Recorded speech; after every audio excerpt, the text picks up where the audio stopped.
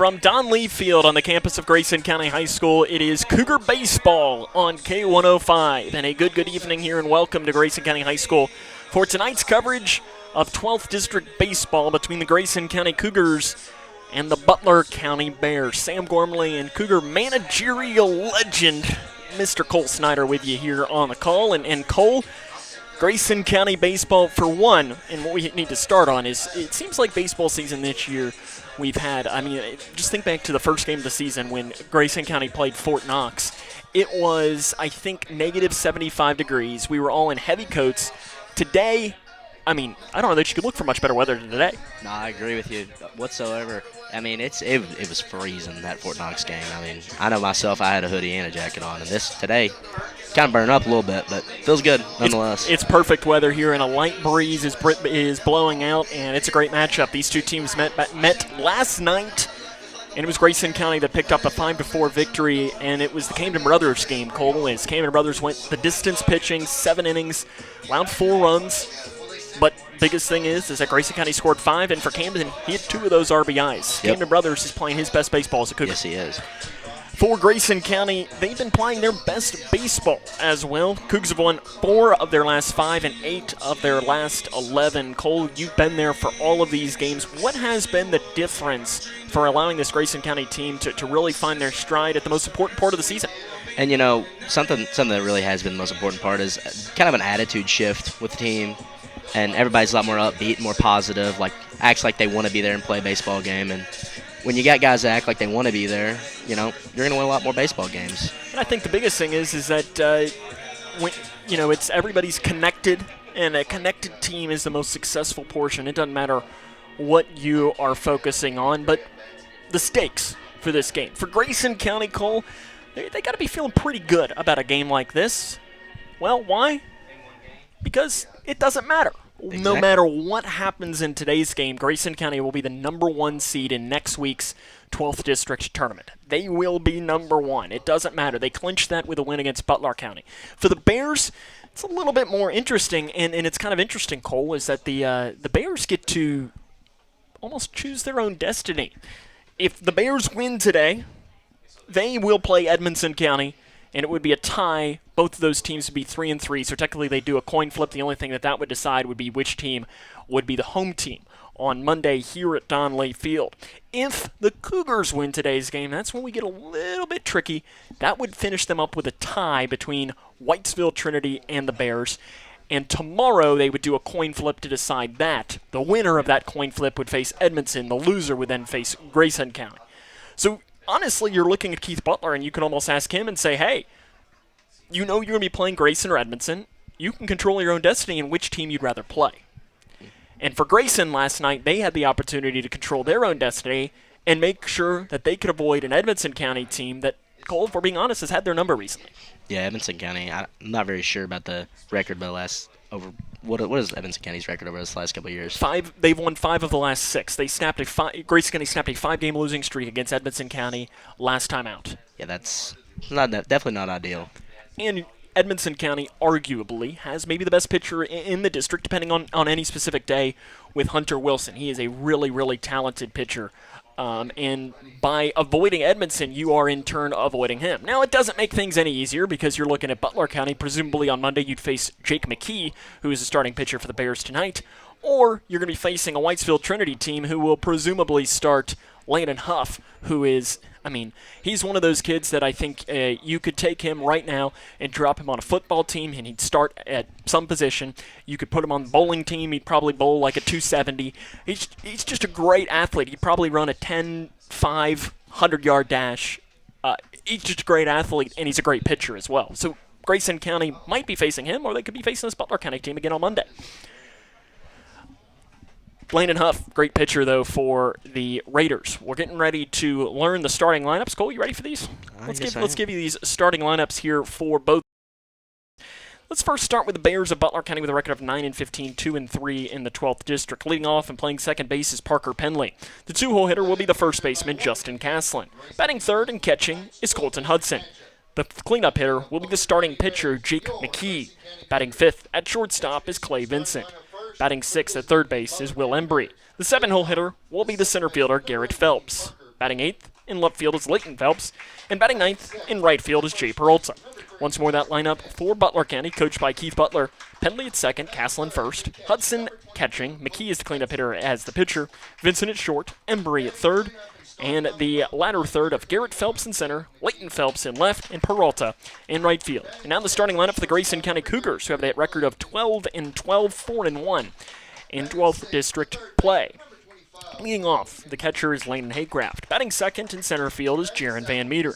The three-hole hitter will be the first baseman, Camden Brothers. Batting fourth, the cleanup hitter is the right fielder, Landon Chirella. Batting fifth at third base is Eli Watson. Batting sixth, the starting pitcher for Grayson County today will be Levi Rogers. Batting seventh, and left field is Hunter Felty. Batting eighth, at second base is Gage Napier, and batting ninth, at shortstop is Chase Bonnock. Once more, that lineup for Grayson County: Haycraft catching, Van Meter center, Brothers at first, Chirella right field, Watson at third, Rogers the starting pitcher, the latter third of Felty in left, Napier at second, and Bonnock as the starting shortstop. Your umpires for today's game, Cole, it doesn't get much better than the pair we got today. Behind the dish, Mr. C. Sean Williams, and in the field, Tony Beard. If you watch basketball game, you know these two guys, and in Cole, I don't know that it gets too, unless we threw Tommy Burris in there, you get about the nicest umpires out there. These guys are the best. Absolutely. Yes, they are. And more importantly, they're good umpires. They're good basketball officials as well. And it's always good as an opposing coach when you see these two guys go in here, because you know that the game's going to be called straight down the line, and it's going to be called really well. They're getting ready to have the national anthem. So, Cole, we'll step aside. And when we come back, we'll have Grayson County, Butler County. Game number 6 of district play for both of these teams. So we'll take a break. This is Cougar Baseball on K105.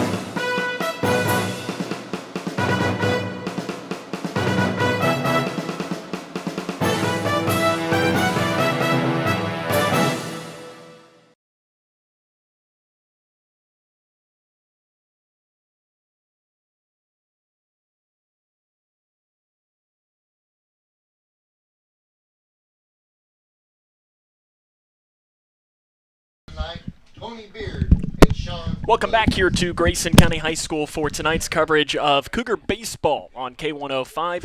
Sam Gormley and Cole Snyder with you here on the call. And it's about time here to get rolling between the Cougs and the Bears. And Cole, it's like Grayson Edmondson. You know, Grayson Butler is maybe that step just below it as far as rivalry goes. But, you know, we're going to be in for a treat, because when these two teams match up, both teams want to beat the other one, and it doesn't even matter. Look, as we touched on it, this game for Grayson County statistically means nothing. But if you ask those players, they still want to win this game. Oh, absolutely. You want to win these games. District games, it doesn't really matter. It doesn't matter if you've lost every game in district or if you've won every single one of them. They're always going to be close. And, you know, you want to get all those wins you can. The starting pitcher today for Grayson County is going to be Levi Rogers. 4 games. This will be his second start at a record of 0-1 with an ERA of just about 7 strikeouts and 11 walks. Cole Snyder, when I say the name Levi Rogers, what would you say? Give me like a little scouting report on Levi. You know, Levi, he's got his moments. He's a little wild, but whenever he's throwing strikes, he's a very, very good pitcher for this Cougar team. And he's not got that many opportunities as of late as he was last year and earlier on in the season, but whenever he's throwing strikes, he's on. I think that's the thing, too, with Levi. This is a huge opportunity for him because we touched on this, Chase and I did, when Landon Haycraft got the start. And, Chase Bonnock came in afterwards, only threw a little bit, and then you had behind him against Caverna was Cameron Fulkerson. And a lot of these guys are auditioning for the opportunity because, Gage Napier and Camden Brothers are your starters next week if you play 2 games. Mm-hmm. But what happens if one of them can only go 5? Yeah. Or you never know what might happen, and I think Jody Nutt right now, could it be Levi Rogers? Yes, it could. Could it be, Cam Fulkerson? It could be any of these guys, and for them, Landon Haycraft is another one. It has got to be the opportunity is what comes of this. Again, the starting lineup for Butler County: Penley, Caslin, Hudson, McKee, Vincent, Embry, Phelps, Peralta. It's time for baseball in Litchfield from Donley Field on an absolutely gorgeous evening. Sam Gormley, Cole Snyder with you. And we're about ready to roll. Levi Rogers to face Parker Penley to lead off today's game. Getting started here just a few minutes past 6 o'clock. Here in the middle of May. And the first pitch coming here from Levi Rogers is high for ball number 1, and that is how we get started today. Parker Penley, the junior, .338 average, 6 doubles, 5 runs batted in, does have speed as well, 13 of 15 on stolen base attempts should he get to that point. And he'll fly one to center field. Jaron Van Meter curls over and has it, and that's out number 1 of this game. Good start for Levi Rogers out on the mound. And Cole, I know you'll touch on this too throughout the game. That first out for a guy who has had some struggles at times this year is huge. Yes, it is, and that's the issue with Levi. He pitched on Saturday, and I think he walked the first 2 batters and two 4-count walks. But his issue was he just hadn't pitched in a while, and getting that first out's crucial. Justin Caslin steps in. Breaking ball misses low from Rogers. Caslin, .242 average, 9 runs batted in, and a pair of doubles. Caslin, very talented basketball player as well. He averaged just under 10 points a game on that Butler County team that was a district runner-up. He flies one opposite field. Landon Sharella goes back, hops into the air, and makes the catch for out number 2. Good play there by Sharella, angling over, going with his opposite hand there, is running towards the foul line. Is the left-handed right fielder. Colton Hudson, the catcher, steps in. .294 average, 6 doubles, 11 RBIs, 13 walks for Butler County. He is a very patient hitter. First pitch from Rogers is outside for ball number 1. This Butler County team last night lost to Grayson County 5-4. They jumped out. Grayson County led 1-0. And then the Bears scored 3 runs as there's a fly ball hit back into deep center field. Jaron Van Meter's looking up. That ball is gone. It hits off the pole in straightaway center field. Colton Hudson goes long ball, and Butler County strikes first. They lead 1-0. That was hit a ton. There is a power pole out in straightaway center field. It smacked off the top of that. And Colton Hudson strikes first, and the Bears lead 1-0. And Cole, this is not going to sound like a very smart thing, but I almost like that. And here's why, if you're Grayson County. Because I think now you're going to see what Levi Rogers can do. He gave up the run. What can he do to the batter, Jake McKee? And McKee fouls it off right behind the plate. Cole, you okay? A little bit. It scared me just a little bit. I was going to say, there is a net, double layer protection, and a window in front of you. Triple layer, actually. Yes. And my hand. I'd have tried to protect you there. The 0-1 coming from Rogers to McKee. He misses outside. The count goes to 1-1 strike. Jake McKee, .218 average, 2 doubles, 8 RBIs. Really good pitcher, though. He will be on the mound. The 1-1 inside, and actually, no, was it inside? It was. Okay. Yes. At first, I thought it might have been called a strike there at the end. McKee tried to stick that elbow out, which is a very dangerous thing to do when you're not wearing an elbow pad. Inside, it throws over the head of McKee. And this is, Cole, I touched on it, is that you would see whether Levi Rogers would allow that home run to affect him. And I know it's only been 4 pitches since the homer. I think it has. Yes. He seems a little rattled, and how do you react to that? As the 3-1 from Rogers is high, and there's a walk, and a runner gets on first base for Clay Vincent. You know, that's Levi's biggest thing is when something bad happens, he's got to control himself and slow himself down and not throw. You know, he focuses on throwing hard, but then he doesn't really get it in the zone. Yeah, that's the biggest thing about Levi. Because when he's in the zone, he's really Yes, good. he's very good. We'll have a courtesy runner, Colt Akers. Will step in, the sophomore for the Bears. He'll run down there at first base for the starting pitcher, McKee. Clay Vincent, the shortstop. He pitched a little bit last night, and he fouls one into the Grayson County dugout. As Vincent, .316 average, 7 runs batted in. Butler leads 1-0 after the home run by Colton Hudson.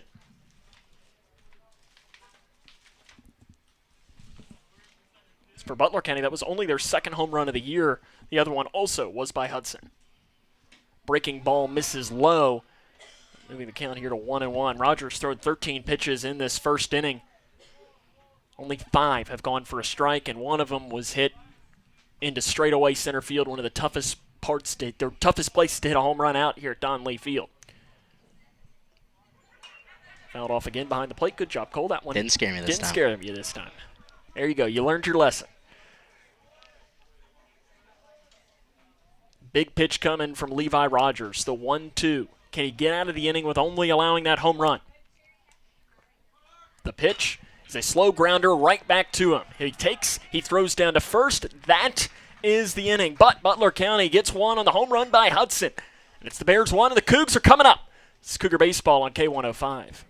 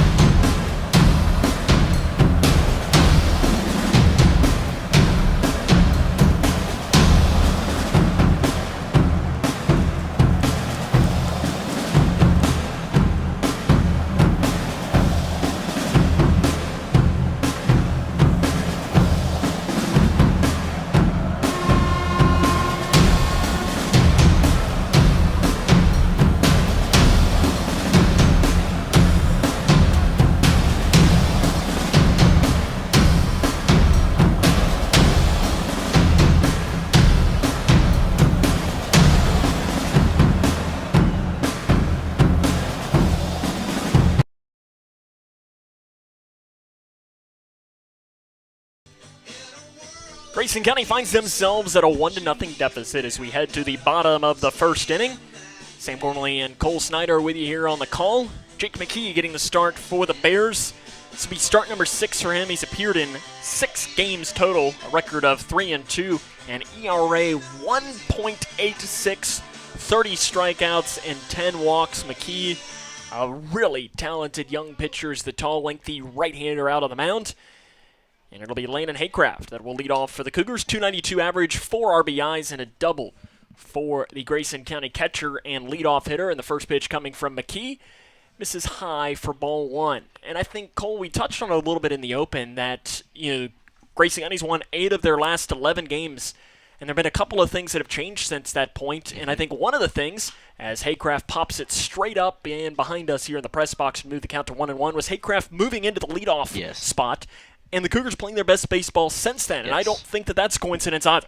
I don't think it is either. I think moving Jaron Van Meter down to the 2 holes kind of calmed him down a lot. 1-1, and Haycraft's going to wear that one on his back. And he's going to reach first base via the hit by pitch. They all count the same, Cole. He might feel that one a little bit later, but if he comes around to score, it'll hurt a little bit less. Jaron Van Meter to hit now for Grayson County. Van Meter, for most of the season, was the leadoff hitter, and it's not like he did anything to lose the leadoff spot. 319 average, homer, a double, a triple, 11 RBIs. Biggest thing, though, with Jaron is he has one of the best knowledge of the strike zone on this team. First pitch to Van Meter is high and outside for ball one. 23 walks on the year, which is 9 more than the next highest in the team. And he scored 29 runs, which is 7 higher than the next highest on the team. When he gets on base, he uses his speed well, and he finds his way to get across the plate. Missing high is McKee on the second pitch, and it's 2 balls and no strikes. We touched on it in the last inning, Cole. After Levi Rogers gave up the home run, he was a little rattled first, and he settled back in. McKee just hit Haycraft, and it could be the same thing. He seems a little rattled here with 2 pitches out of the zone. I think he's just afraid of hitting this next guy. Coming in, called strike on the inside corner to Van Meter. And another thing with Van Meter is, he is shorter, meaning that strike zone is smaller. And listen, it's the truth. Is the strike zone is there's a pickoff move. I'm not trying to pick on anybody, but it is the absolute truth is that he is shorter, which makes that strike zone go by, compared to Camden Brothers, who stands in the on-deck circle, whose strike zone is a little bit bigger. Knees to the middle of the chest. Outside for ball one. And Cole, that's always the excuse I say as to why I was not a good baseball player, because I'm tall. My strike zone was bigger, meaning that I got called a lot of Judge is a solid 6'9". He's very good. Well, he's got a little bit more working for him as well. The 3-1. Swing and a miss, and the count will go full here to Van Meter. He's got a little bit more working for him, too. Strength going primarily for him. You could have done it. Maybe. I appreciate the vote of confidence. I think I'm better suited here behind the mic. The 3-2 pitch, Van Meter saws it off and sends it into the Grayson County coach's box. Jody Nutt down there grabs it and throws on. Nutt in season number 2 at the helm of this Grayson County program. And he's got the Cougs playing their best baseball at the most perfect time to be doing so, as the district tournament begins here on Monday, right here at Donley Field. First time that's happened since 2018. Pitch outside just misses. Van Meter works a walk. Grayson County has their first 2 runners on base here in the bottom half of the first inning. Got a big hitter here in Camden Brothers. Brothers, 343 average, 7 doubles, a triple, 17 RBIs. He had a pair of RBIs last night against this Butler County team. Can he try to add to it here? McKee, first pitch to Brothers is just fouled off. Brothers has been swinging the bat really well. So has Landon Shirella, who stands in the on-deck circle. Both of them raising their average almost, Shirella almost to the 400 mark. Brothers almost getting to that 350 mark, which is huge as this season goes along. Brothers fouls it into the Butler County dugout. I think 3 coaches tried to make a play on it, and none of them were able to. That ball comes in there quick. You're usually standing in the opposite dugout. Oh, yeah, I had one fly at me one day. It scared me a little bit. I could tell because you were scared at the one in the top of the first inning as well. And let's not talk about that. We got the barriers here outside ball one. McKee struggling to find the strike zone a little bit here early on in this game. And because of that, he has slowed the pace drastically on the mound. The 1-2. Low. Brothers watches it go by, and the count goes even at 2 balls and 2 strikes. Great plate discipline early here for the Cougs. Yeah, and listen, when a guy's not throwing strikes, the plate discipline goes up another notch. Oh, yeah. The break even. Outside, well outside that time, and the count will go full for the second straight batter. Landon Shirella stands on deck. Landon Haycraft reached base. He stands at second on the hit by pitch. Van Meter worked the walk. Let's see what happens now to the senior Camden Brothers. The 3-2 is a ground ball to third. Embry will step on third to get the sure out. That'll be a fielder's choice, going 5 unassisted. And there'll be 1 down in the inning for Landon Shirella. Smart baseball play there by Embry. Get the sure out. And then if you have time, you can throw. Exactly. You don't want a runner on third, especially when a guy's struggling to throw strikes. You never know when one could go to the backstop. Might see Jaron Van Meter try to get moving here, too. Landon Shirella steps into the box. Inside, dives out of the way of that. And the count goes to 1 ball and no strikes. Shirella, 392 average, 4 doubles, 4 triples, and had his first career home run on Saturday at Madisonville. He fouls it off, and Cole, I heard it was a beauty. Center. A beauty. Beauty. He smoked that ball. 27 RBIs. He also leads the team in OPS with an OPS of 1.061, which that's getting it done. Mm-hmm. Becoming one of the more feared hitters in the 12th district. Pitch goes high. You know what? I'm even going to say it. One of the most feared hitters in the third region. Oh, I can agree with that statement. I know last year I mentioned that multiple times in games he was getting the Barry Bonds treatment, and you're starting to see this here as it's a 2-1 count. Inside, almost hits him again. But Shirella dives out of the way of that. The only thing we got to work on with Landon is his allegiance in sports teams. That family.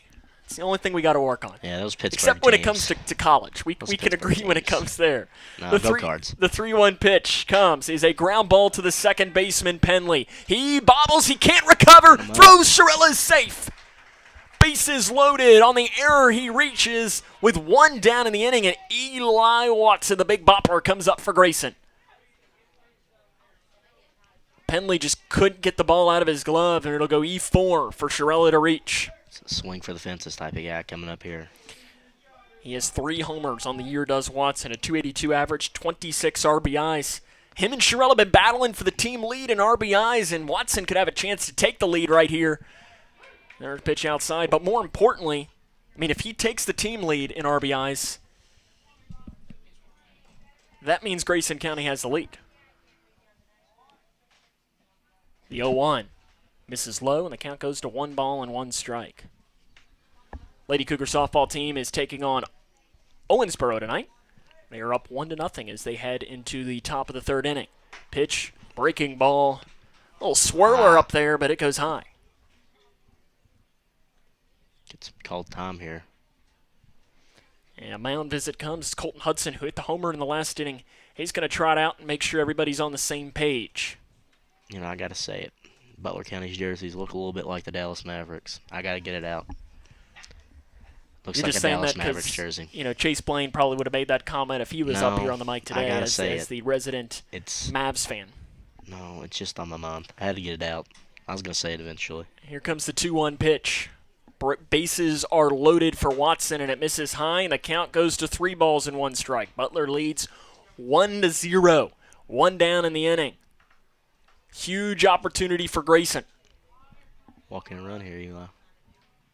The 3-1 is a called strike at the knees. Watson was trotting down to first.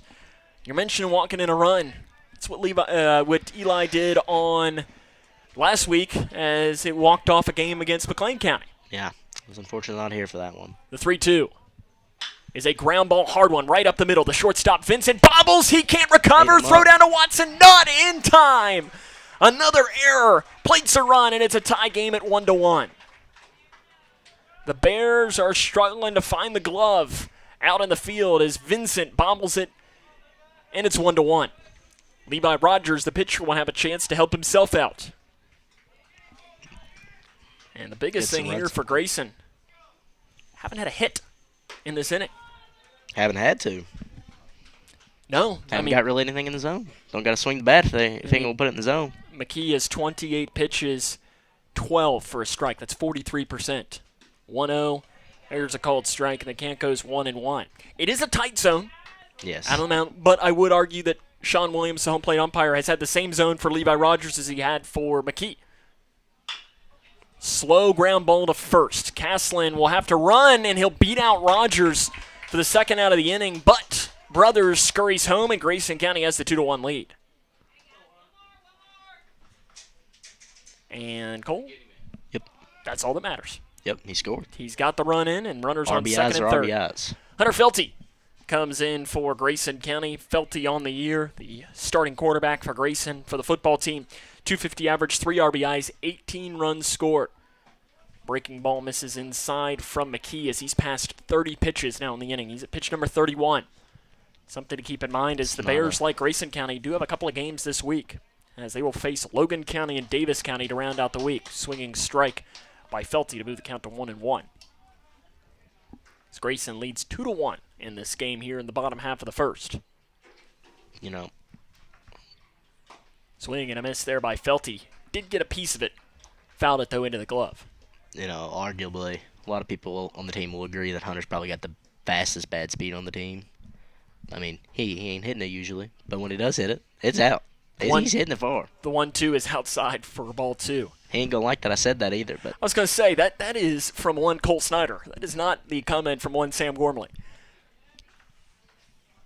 I was going to say I'm going to say it how I see it. the break-even pitch coming to Felty is a ground ball right back up the middle, and it gets through. No, it's bobbled. It's recovered by Vincent. That, though, is going to be an infield hit. A runner will score backside. They try to throw Watson out at third. He is safe. The infield hit for Grayson makes it 3-1. Shirella came in to score bottom half of the first inning, and it'll be Gage Napier to hit. It's been a tough season with the bat for Napier. He does have 2 RBIs on the year. He can try and turn the tide on a season. Off and running is Felty. Called strike on the outside corner, and Felty will have second. I'd already called that one a ball. I was getting ahead of myself. The 0-1 is ripped, caught by the second baseman Penley. That is the inning, but the Cougs scored 3, and through 1 full, they lead 3-1. It's Cougar Baseball on K105.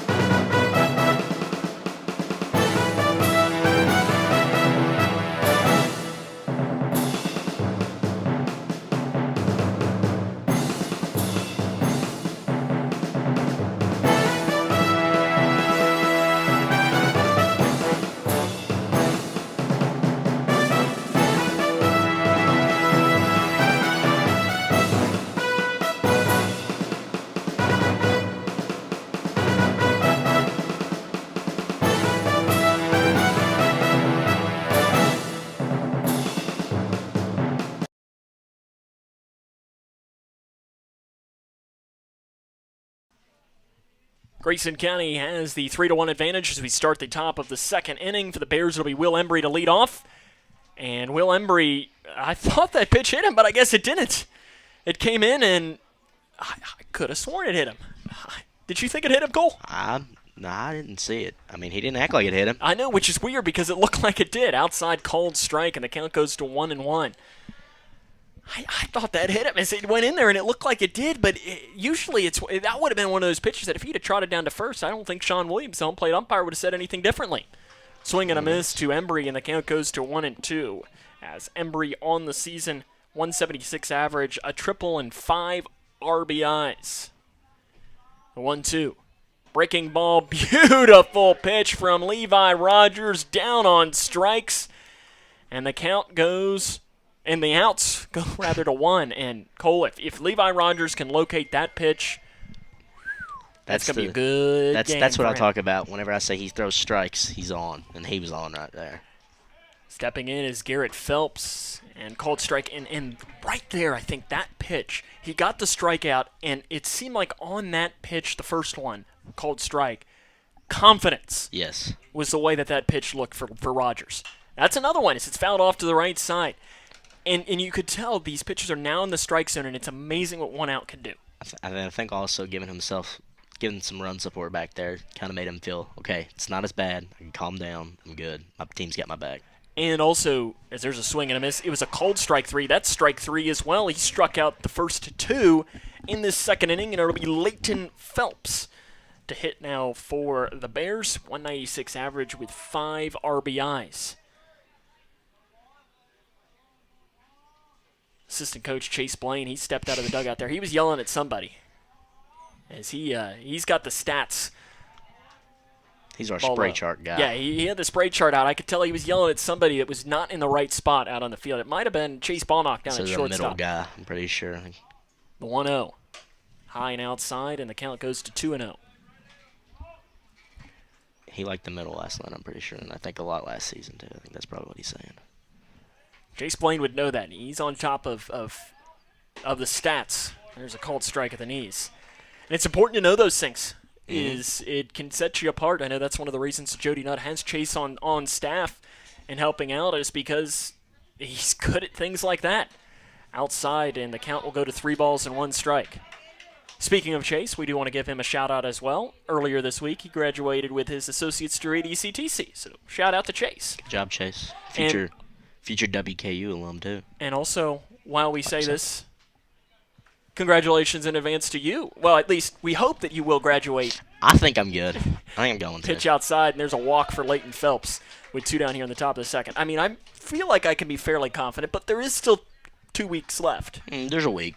Okay. There's a week for me. Okay, so I hope in this next week I'm that good. you don't do anything to make you not graduate. I think I got it in the I bag. think you do too. So congratulations to both you and Thank you. Chase for graduating. Y'all both have bright futures. This pitch low gets through the legs of Haycraft and advancing as Phelps down to second. As Jay Peralta comes in to hit 1 for 5 on the season.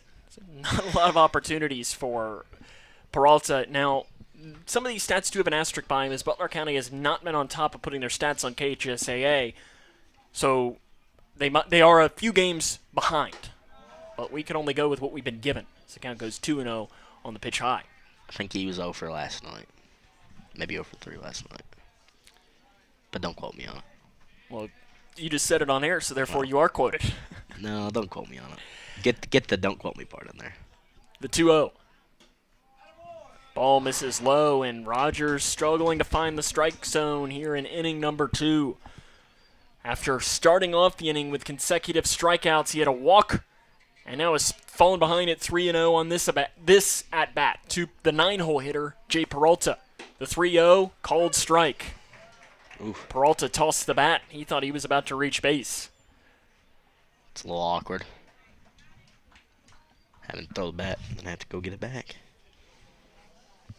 Well, Eli Watson almost threw the bat, and he was called backwards Well, in the last inning. So both teams have got one of them. The 3-1. Called strike at the knees There we again. go. Rogers painting the edge. Runner on second base, top of the second. Grayson County leads 3-1. Full count. Called strike 3. Peralta watches 3 straight, and that is the inning. We head to the bottom of 2. Grayson County leads 3-1. It's Cougar Baseball on K1.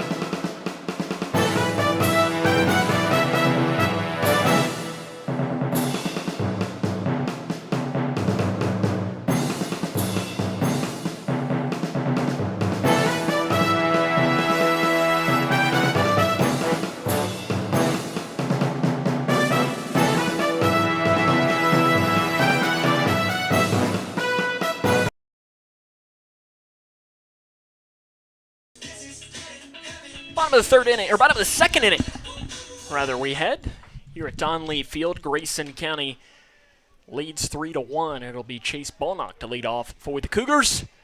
It'll be 9-1-2 here to lead off this inning for Grayson County. Going up against Jake McKee, who had a tough first inning of work, and the first pitch to Balnock is outside for ball 1. you know, my favorite thing about going to other teams' ballparks is trying to hear their PA guy say his last name. It is tough. And Last night Butler County said Bonch, which was a called strike, and the count goes to 1-1. Well, Very new one. It was the same thing for when Grayson County basketball had Hunter Toms. which is not that hard of a last name. I feel like. Tomez, I heard it all different ways. Now, if I'm being honest, when I moved here, I had to ask to double check. But I've also learned that my accent is a little different because the starting quarterback when I got here in 2018 is the 2-1 is pumped, and that hit him in the face. I think, did that come back and hit him in the face? It did. I tell you what, Chase finds a way to hit himself in the face. That's the second straight game. That the last time he got cleated in the face, that time I think he swung and the ball popped up and hit him back in the face. He appears he's okay. Trainer Scott Ballman's going to come out and check on him. Scott making the slow trek in. And he's going to check to make sure. What do you think? Scott, his hat. I like it. You like the hat? I like that. I respect it. It needs a Cougar orange one, but. He does. He does. I think Jody Nutt needs to work on getting Scott a. We need Cougar bucket hats. I'd rock one. Of course. Without a doubt. I would too. Listen, hey, it's a style out there. He's checking out Chase. He's all right. Chase just likes to have fun. He's a tough kid. And he appears that he's okay to stay in the game. And Sean Williams is talking to him, I think probably to say something like, how did you do that, man? Chase finds a way. Listen, whatever works. Update from the Lady Cougar softball game. In top of the fourth inning, they lead Owensboro 2-0. Give him first base for that. I think he deserves it. The break even. Misses high, pops off the glove of the catcher Hudson. So it's 3 balls and 2 strikes. Nobody out. Grayson leads 3-1 in the game. Ooh, coach. Standing in the on-deck circle is Lane and Haycraft. Here comes the 3-2. Fouled off. Good contact by Ballnock, sending that over into the players' parking lot down that first base line, which I hope he hit my truck. About where you park. See, I park all the way on the other I hope he hit me. So he can give you $5 later. No, not him, the school. 3-2 is ripped. Base hit left field by Chase Ballnock. Finds the hole on the left side, and that's the first time the ball has left the infield for Grayson in the game. As Landon Haycraft comes in, Haycraft in his last at-bat wore one in between, well, I would say in between the numbers, but he's only got one of them. So I guess he wore it on the 3. I think Chase just told that ball, you hit me, I'm going to hit you. Put that one in the outfield. He ain't got a lot of power, but he does in those random moments, and right there's one of them. Yeah, and it was good exit velo off the bat. There's a called strike. It's one of those things called we're working on getting our radars out there for exit velo. We need that. Chase Blaine has been putting the hat on. He's an engineer. He is. More of an engineer than both of us combined. Probably. The 0-1 is fouled off by Haycraft behind the plate. Oh, no. And the count goes here to no balls and 2 strikes.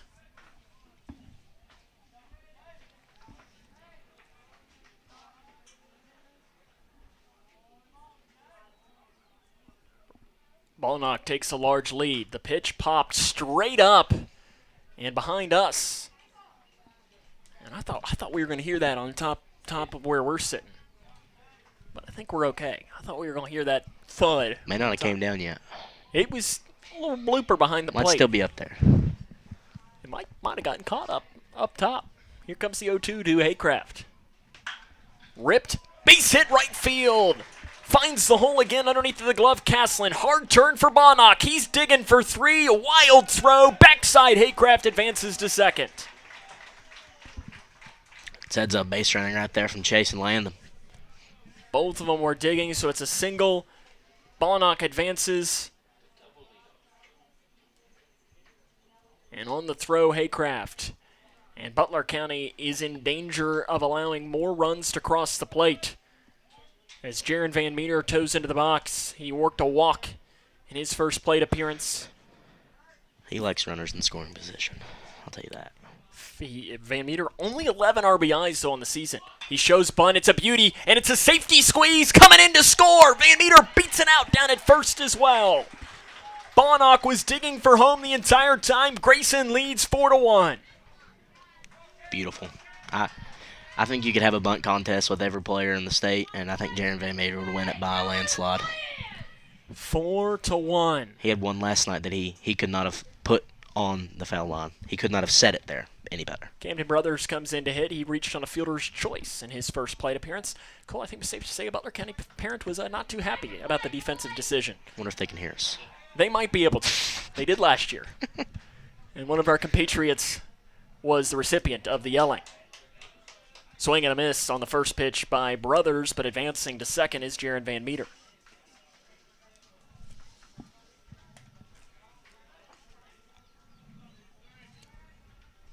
The 0-1. Breaking ball misses high.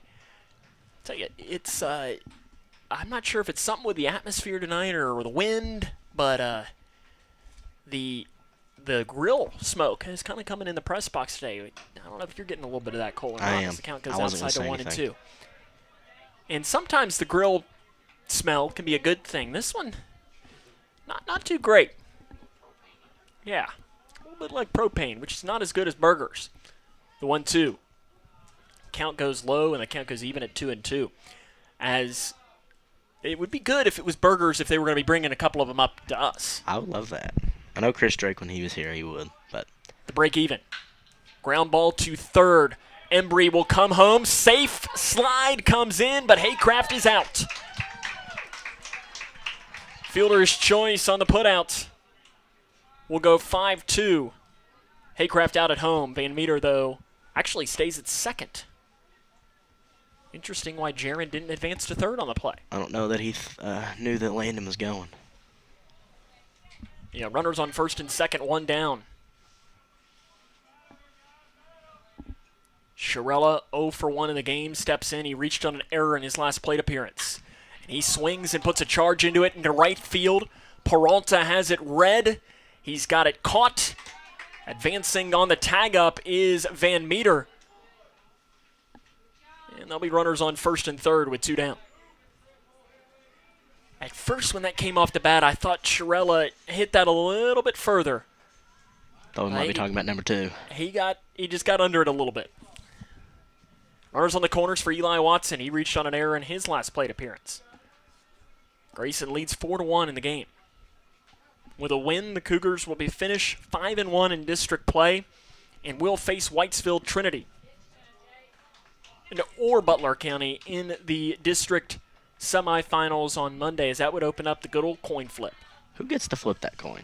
Can I flip it? What do I got to do? If I'm being honest, I really don't know how they decide that. Or if they, Cole, if I'm even being honest, I don't even know that it's flip a coin or if it's reach into a hat. I like a coin flip. And draw a name. It might be Jason Kincaid, since Grayson County is hosting the. Oh, that's awesome. Or maybe it'll be you. I'll ask him if I can do it. It might be you. I don't know. You know who it won't be? You. Me. Because I'd be the last person they'd ask, because Watson fouls it off. I think it should be Mr. McGee. Listen, if there's one man that deserves it more than anybody, it is Mr. Spirit. Although he'd probably want to flip it if the Cougars were involved.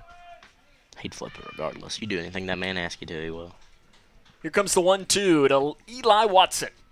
Outside, Brothers advances the throwdown. He is safe as the ball pops out of the glove. Advancing and scoring is Van Meter, and Grayson leads 5-1.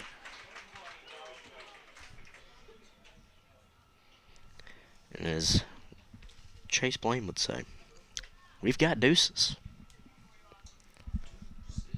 Even and in the bottom of the second. That'll end up going down is probably an error that allows Van Meter to score, the third error of the game for the Bears. And Watson hits a fly ball into back deep center field. Phelps goes back to the wall, looks up, it's off the top of the wall.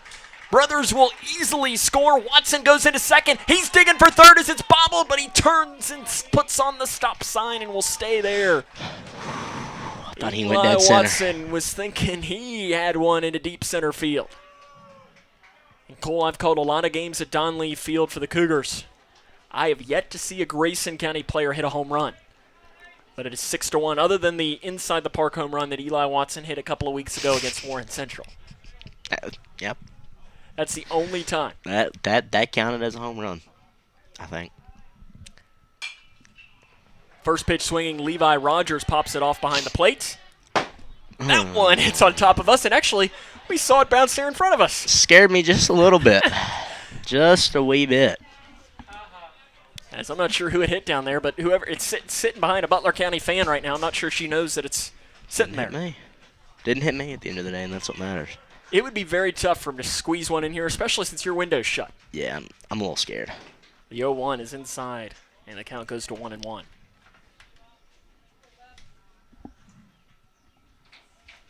Runner on second as Grayson leads 6-1. They've scored 3 runs against the Butler County ace McKee. And it's thrown to the backstop, and advancing to third is Watson.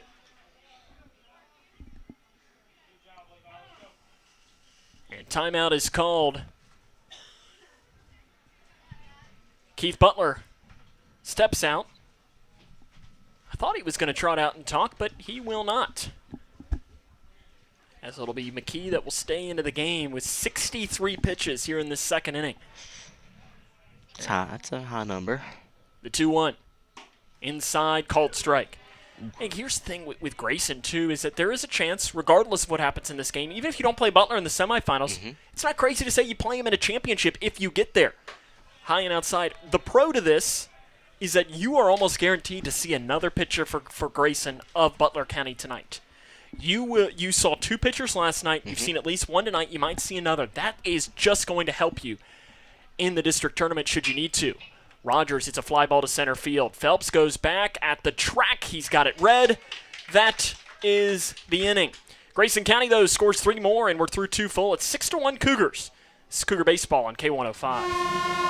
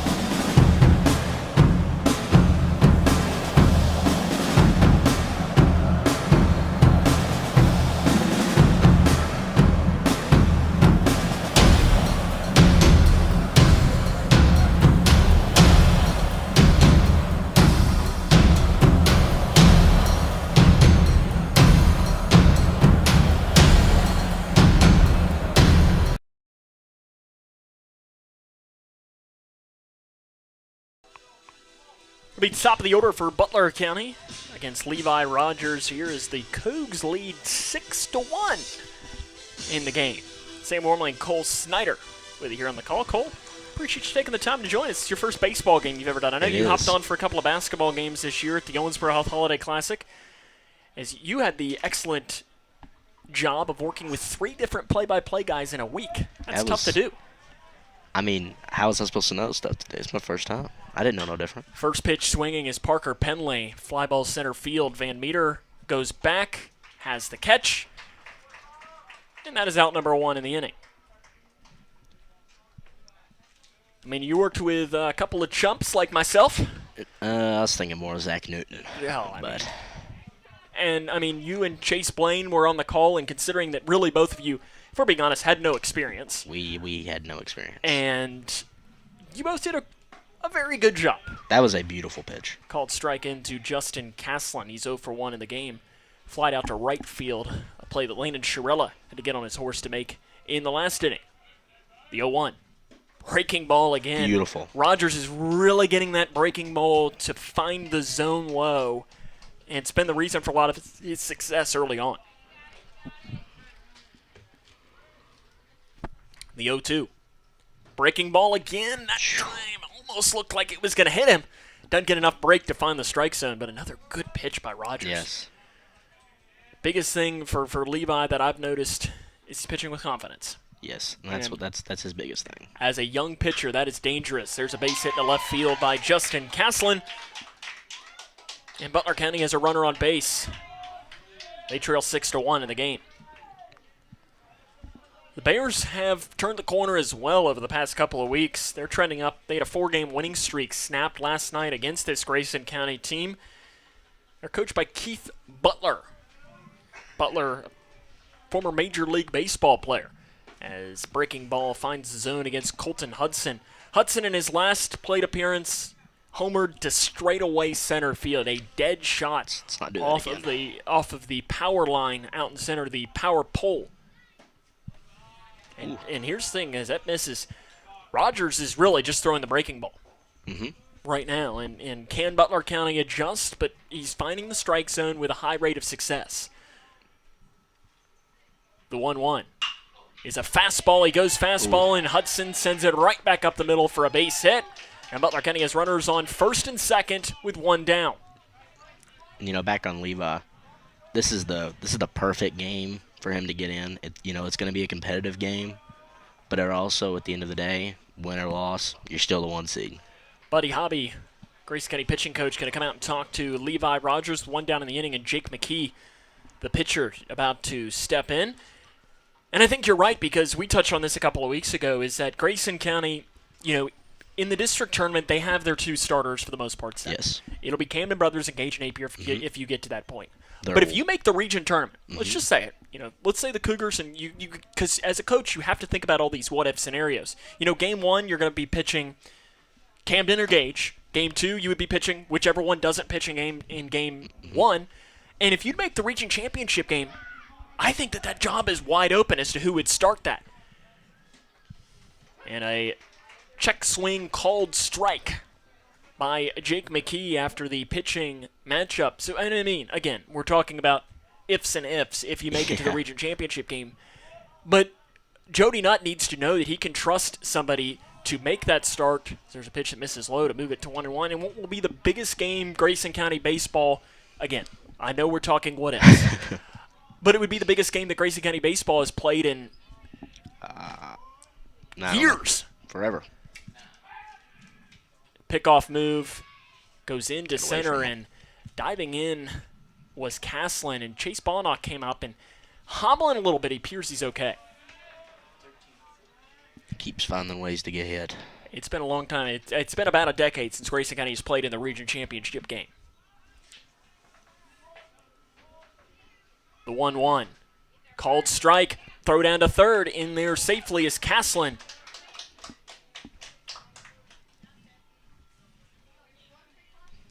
And runners on the corners. Caslin gets the stolen base. But still, it's this opportunity of who will get that, or it's even who will be the guy that will come out of the bullpen if you need it next week in the district tournament, because that role is incredibly important. It's very important. The 1-2. Swing and a miss. Down on strikes goes Jake McKee. Advancing on the play was Colton Hudson, though. He'll move into scoring position. And we got a big at-bat coming here for Clay Vincent. He grounded out to the pitcher Rogers in his first at-bat. And the pitch to Vincent, breaking ball, called strike. Breaking ball is just looking better and better for Levi. Rogers, first inning, 47% for a strike. Second inning, 56% for a strike. This inning, 77% of his pitches for a strike. And that percentage is just going to go up as he gets Vincent to chase a high fastball. And the count is 0-2. Comes right back to it. Down on strikes goes Clay Vincent. The breaking ball working great for Rogers.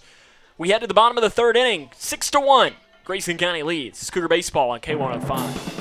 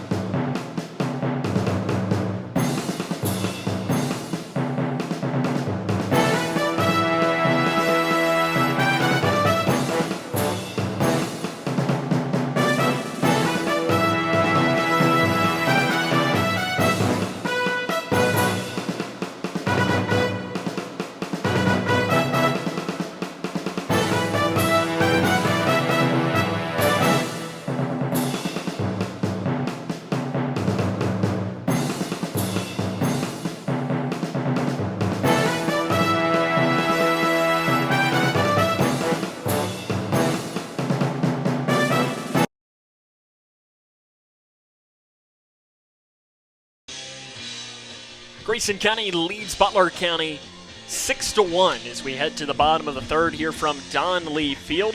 It'll be 7, 8, 9 in the order for Grayson County. Hunter Felty, Gage Napier, Chase Balnock going up against a new pitcher out for Butler County.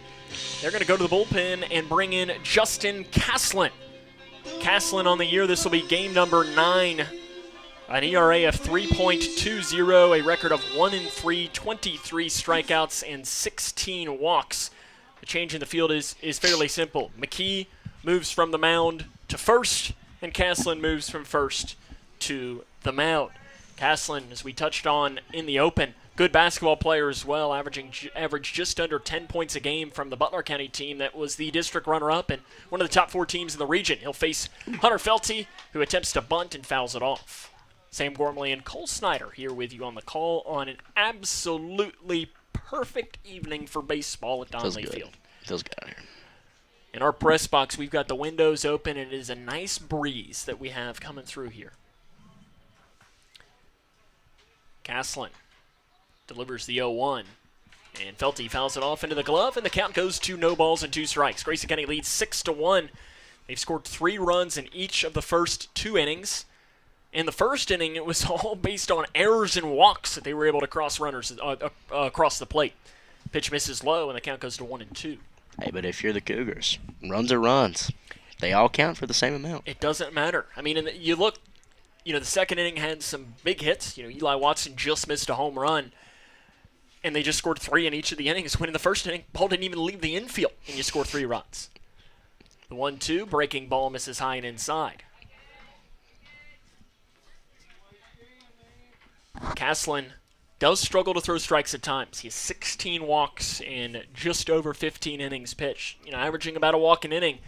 It's something that as it's fouled off right side. The first baseman, McKee, gives chase, and he cannot make the play. And, talking about Caslin and his pitch, and he leads the team in walks. And Grayson County, I can guarantee in that dugout, Chase Blaine is, he's the Calling head that out. statistician. He knows that McKee does have an issue throwing Caslin has an issue of throwing strikes at times, and I can guarantee that he told Hunter Felty, he told Gage Napier, and he told Chase Balnock, who's in the hole, you go up there not looking to walk, but don't be afraid. Don't be surprised. There's a called strike in the outside corner. Felty goes down on strikes. Don't be surprised if he struggles to throw some strikes, does Caslin.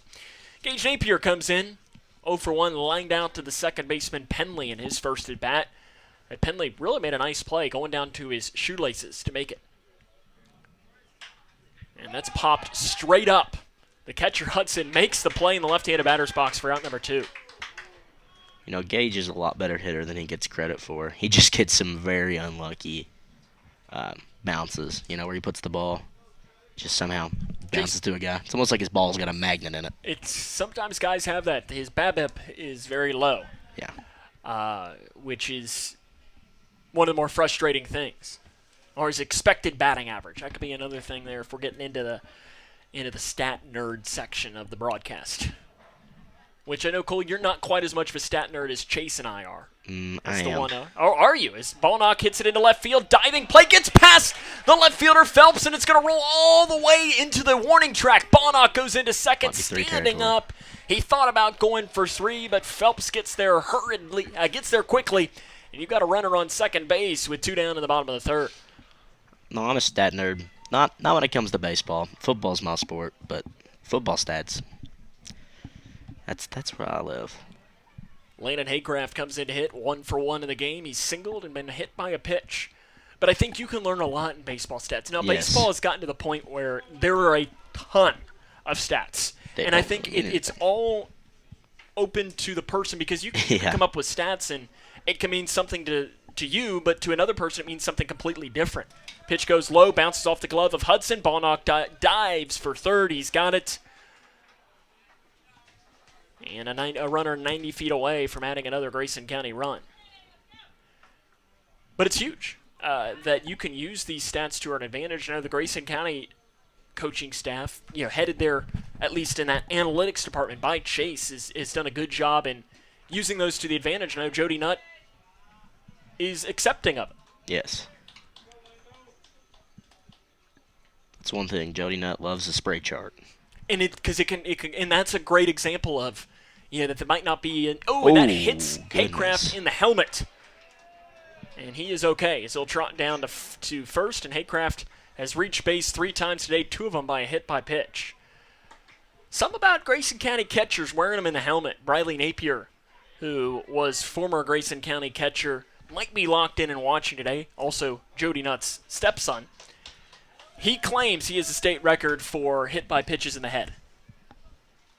That's what he probably claims. Not a good thing. And the most impressive part is that K105, as there's a called strike, Haycraft will advance, the ball throws wild. So Haycraft gets a stolen base, and if Bonnock was, and that's probably what Jody Nutt's talking with him there, saying, hey, next time on that, go home. You've got speed. Haycraft, though, does get the stolen base. The pitch was a ball out of the zone. But K105, we have 2 of Briley getting hit in the head. We have pictures of 2 of them, which is maybe the more impressive part. That is quite impressive, actually. Here comes the 2-0. Outside and falling behind in the count at 3 balls and no strikes is Justin Caslin. He's facing Jaron Van Meter. He had a bunt single in his last at-bat, a beautiful bunt. He laid down that third base line. And outside, called strike at the knees. Van Meter was getting ready to trot down to first. He's halfway to first on that one. He was. And Sean Williams said, yeah, nope, you come on back. Pitch called, strike inside, and Van Meter was getting ready to trot down to first one more time. Maybe third time's the charm here. The full count pitch with 2 down in the third. And he puts a charge into it, hit back into deep right field. Peralta curls towards the foul line, and it is foul. Van Meter straightens it out, and he'd have gone long ball. Thought he might have pieced that one up. And Landon Haycraft almost scored on that. He was flying all the way, running on contact. I think he lapped Chase out there. I think he did. I think Chase was caught looking. He was mesmerized. Here comes the full count pitch to Van Meter. It's inside. The bases are juiced for Camden Brothers, who is 0 for 2 in the game. He's reached on a fielder's choice to the third baseman, Embry, twice. Score update to bring you. Grayson County Lady Cougar softball team up 4-0 as we head to the 7th inning in that game. Pitch misses high and inside for ball 1 as it looks like the 7th grader Ellie Bratcher is about to close that game out.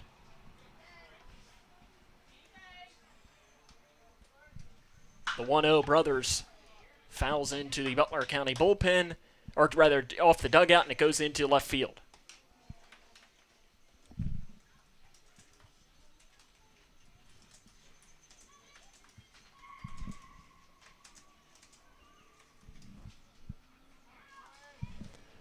The 1-1 bounces in. Good stop behind the dish by the catcher, Hudson.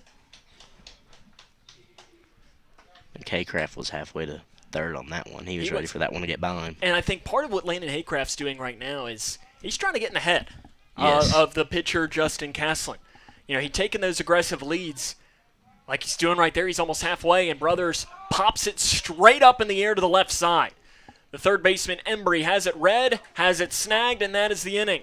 We're through 3 full. It's 6-1. Cougs lead Butler County. This is Cougar Baseball on K105.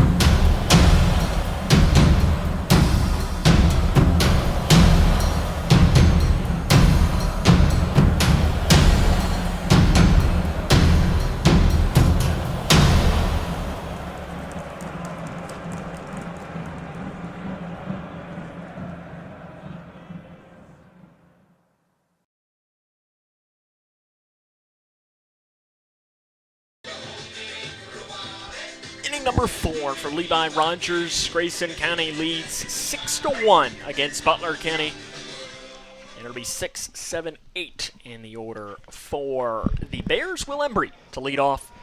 0 for 1 in the game. Struck out looking against Rogers in his last plate appearance, and he swings at a pitch high in his first plate appearance here. As Levi Rogers, I think, over these last couple of innings, Cole, has looked really good. There was a swing and a miss. That breaking ball has been on tonight for Levi. Levi's got some filth in his rotation. And you mentioned it, and I give you credit for calling it in the open, as the 0-2 comes, breaking ball, misses. Will Embry thought he was going to wear it, and it was really close to being a strike, but you called it. When Levi Rogers throws strikes, he is a really good pitcher. Yeah. Now, when it's not happening, he struggles. Breaking ball misses outside, and the count goes even. But it's almost like it's a recipe for success is throwing strikes. Mm-hmm. I do have a final score here to bring you. We'll tell you after this pitch. There's a fly ball hit back into deep right center field. Long run for Van Meter and Shirella. They're not going to get there. Van Meter, as it one hops the wall. Going into second is Embry. He's in there safe. Bonnock goes down to a knee to pick the ball off, and a leadoff double for Butler County. A really long run for Jaron Van Meter in the cavernous outfield of Don Lee Field. And Garrett Phelps comes in. The final score that I was going to bring you, though, the Lady Cougar softball team has defeated Owensboro 4-0. 7th grader Ellie Bratcher throws a complete game shutout to pick up the win for the Lady Cougars. Garrett Phelps comes in to hit. And again, there's that breaking ball from Rogers. But it's almost like I was saying before the plate, it's throwing strikes is a recipe for success. Mm-hmm. It doesn't matter if you are Justin Verlander, or if you're Levi Rogers, or if you're Sam Gormley. Or Zach Greinke. Breaking ball misses, pops off the glove of Haycraft, and the count goes to 1-1. I believe it was called a ball. Yes, 1-1.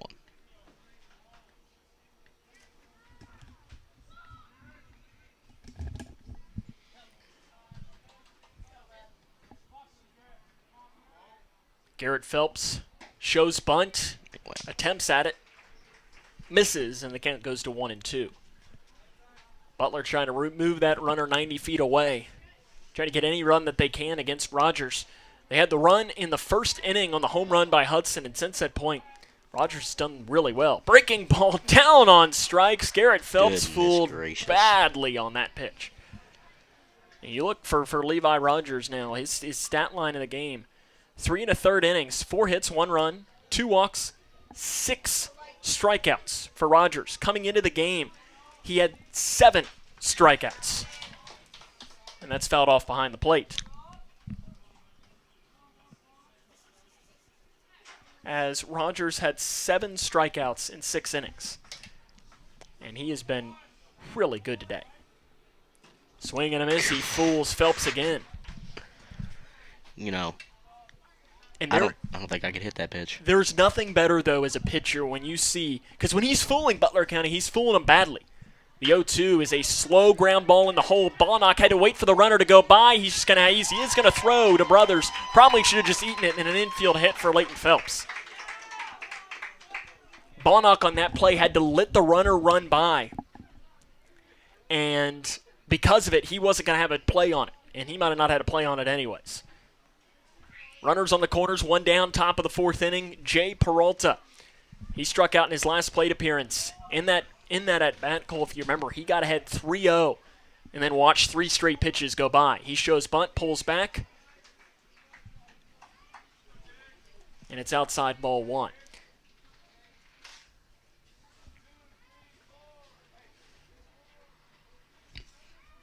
Jody Nutt pops out of the dugout.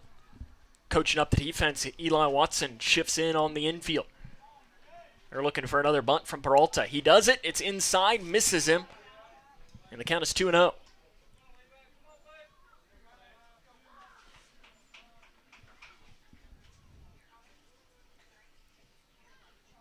Runners on the corners, 1 down here in the top of the 4th. Shows bunt, pulls back. It is a called strike. I don't think he pulled back quick enough.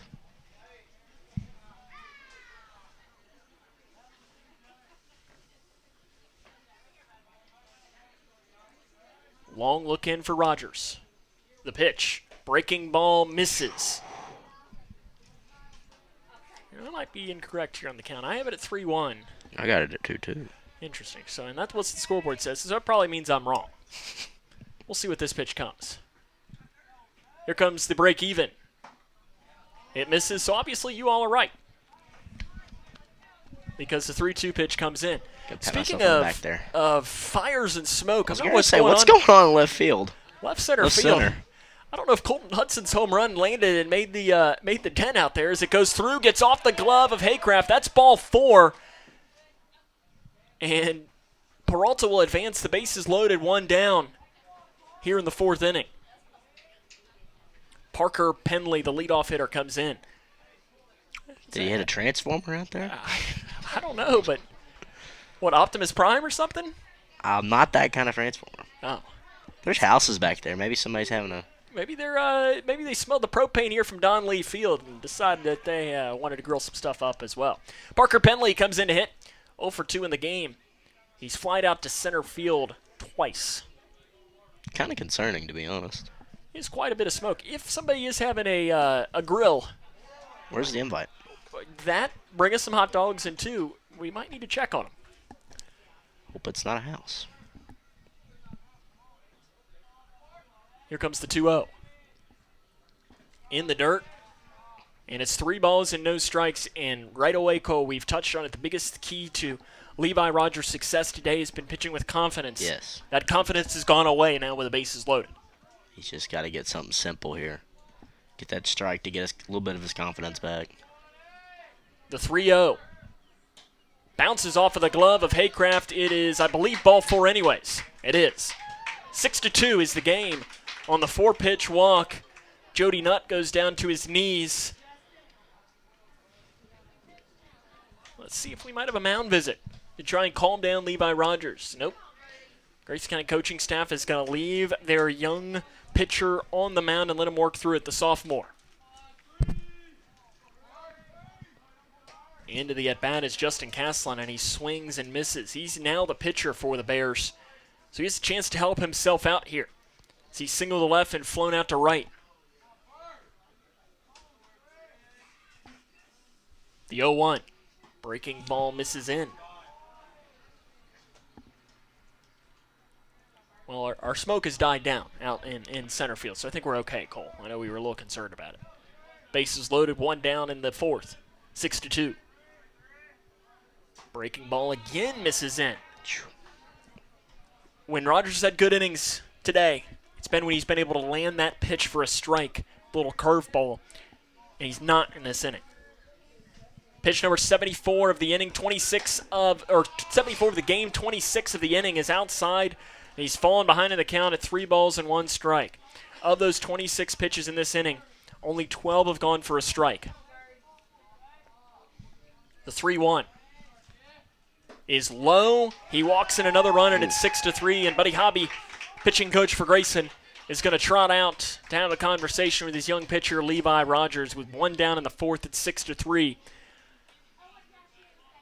And I'm sure Jody Nutt, you can tell he's looking at his feet right now in the dugout, the head coach for Grayson, trying to consider, what do you do in this situation? Levi Rogers now at 75 pitches. What leash does he have with the bases loaded? It's a short conversation. His buddy Hobby's going to break it out.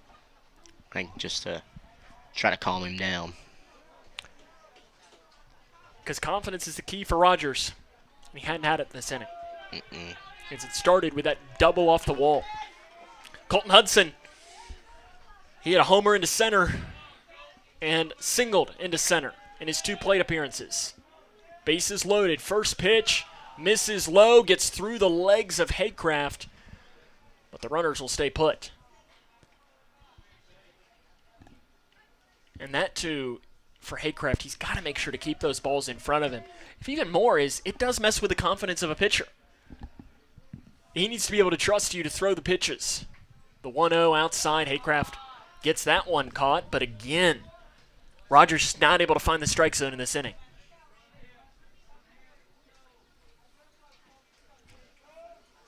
The runner Peralta's at third, Penley at second, Caslin at first. The 2-0 misses high again, and it's 3-0. And I think now if you're Jody Nutt, you're going to have to, if you haven't already started to think about a bullpen change, you're going to have to. Doesn't appear that anybody is warming up in the bullpen, which could mean that the person is in the game that would come in. Outside, a 4-pitch walk, and it is 6-4. And Buddy Hobby trots out. And Jody Nutt is going to come in, and looks like we will have a pitching change out on the mound. And it is going to be Landon Chiarella that will come into the game. We'll take a break and introduce you to Chiarella coming up after this. As your score here in the top of the fourth inning, Grayson County 6, Butler County 4. It's Cougar Baseball on K105.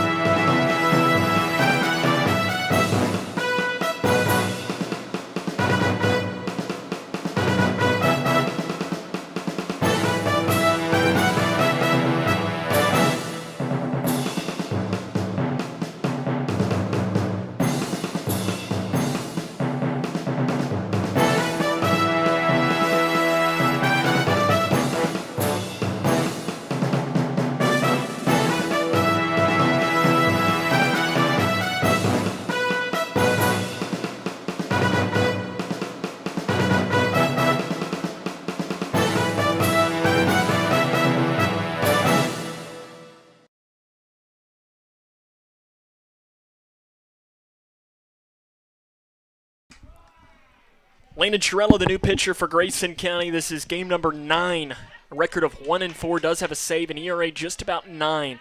6 strikeouts, 6 walks, and 17 innings pitched. He'll face Jake McKee with the bases loaded.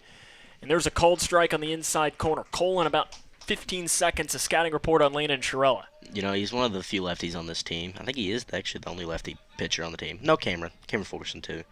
But, you know, he's not the biggest strikeout pitcher, but, he pitches to contact. Yeah, he pitches It's to the 0-1. contact. The runners are off. They're trying to steal home, and the play at home. He's out. Caught stealing at home. Penley broke home as they tried a suicide squeeze. It does not work, and that's the second out of the inning.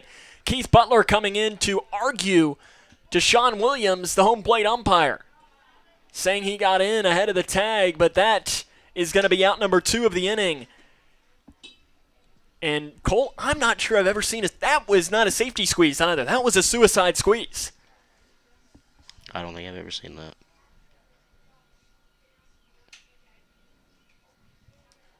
So Penley is out, caught stealing at home.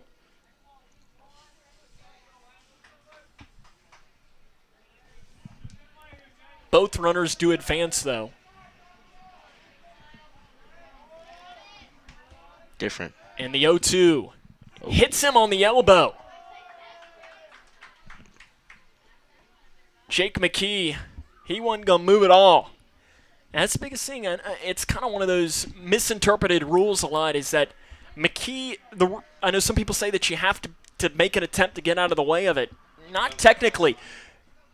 As there's a ground ball foul. Keith Butler, the head coach for Butler, trying to barehand it down the third base coach's box, but it bounced off of his glove. You, as a batter, have the right to the batter's box. Now, you can't lean over the plate, but by rule, technically, you don't have to necessarily make an effort out of the way. I know that last night there was a play that was interpreted differently, but it is it's one of those rules in baseball that does allow some open to interpretation for the umpires. It's the 1-1 pitch to Clay Vincent, 0 for 2 in the game. Base hit left field. One run is going to score, and it's bobbled out and left by Van Meter, and that's going to tie the game up at 6. Advancing backside is Vincent to second, and it is a 6-6 game here in the top of the 4th inning.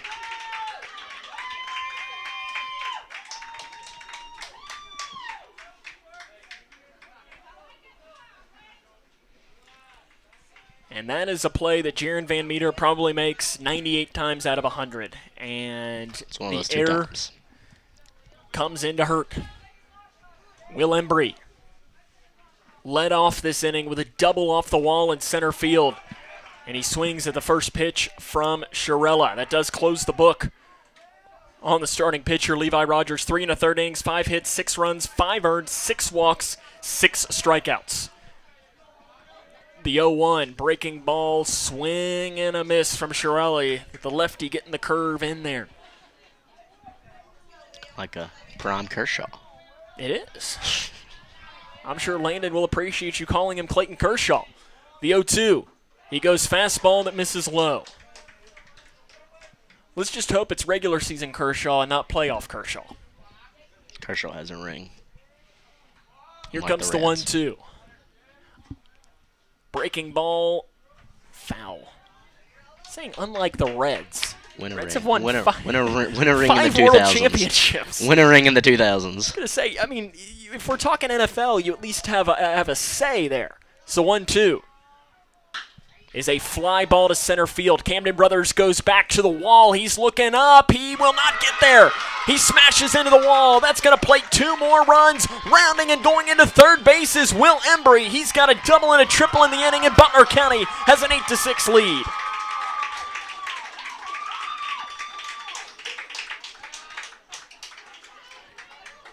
One of the toughest plays for an outfielder to make. Going back, looking over your shoulder. Brothers, I'm not sure if that's a frustration grab of the left hip or if he did smash into that wall a little bit with the left side. I think he smacked the wall just a little bit. Kind of sounded like he did. Hopefully he is okay. It's because he did kind of grab that hip.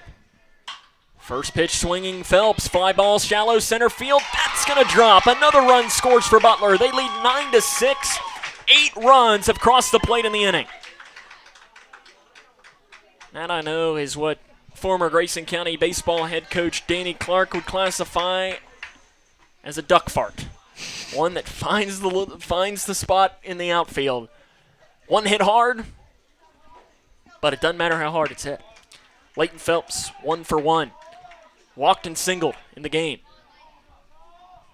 Chirella's got to find a way to just get out of the inning. And it's fouled. Shirella came in, got the first out on a caught stealing of home.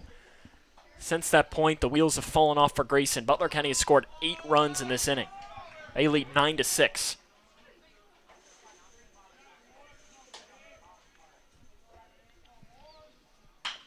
Ground ball, diving play, ball knock. He can't make it. It's into left field, and the hit parade continues for the Bears.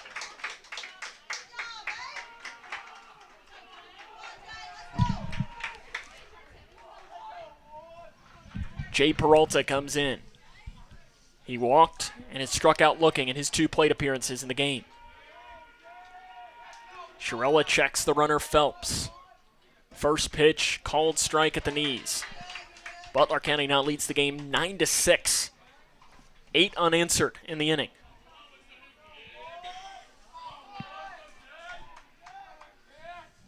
The 0-1 swing and a miss fools him badly. A lot of hands on hips out for Grayson, out in the field. The 0-2, breaking ball, called strike 3. That is the inning, but the Bears score 8 runs on 6 hits and an error. And we head to the bottom of the 4th inning. Grayson County finds themselves with their first deficit of the game. They trail 9-6. This is Cougar Baseball on K10.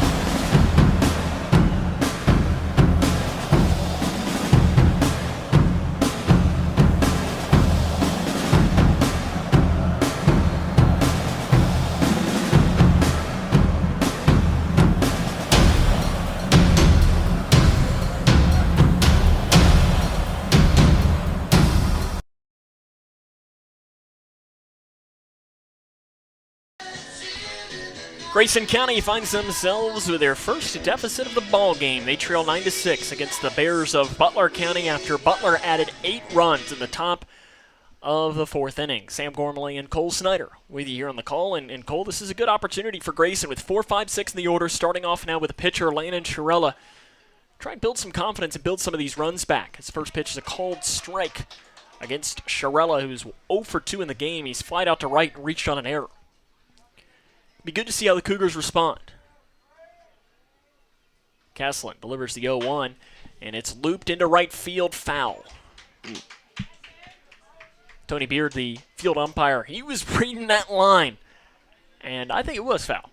Down the line, but it was foul, and if anything, Tony Beard, the field umpire, nobody had a better angle than him.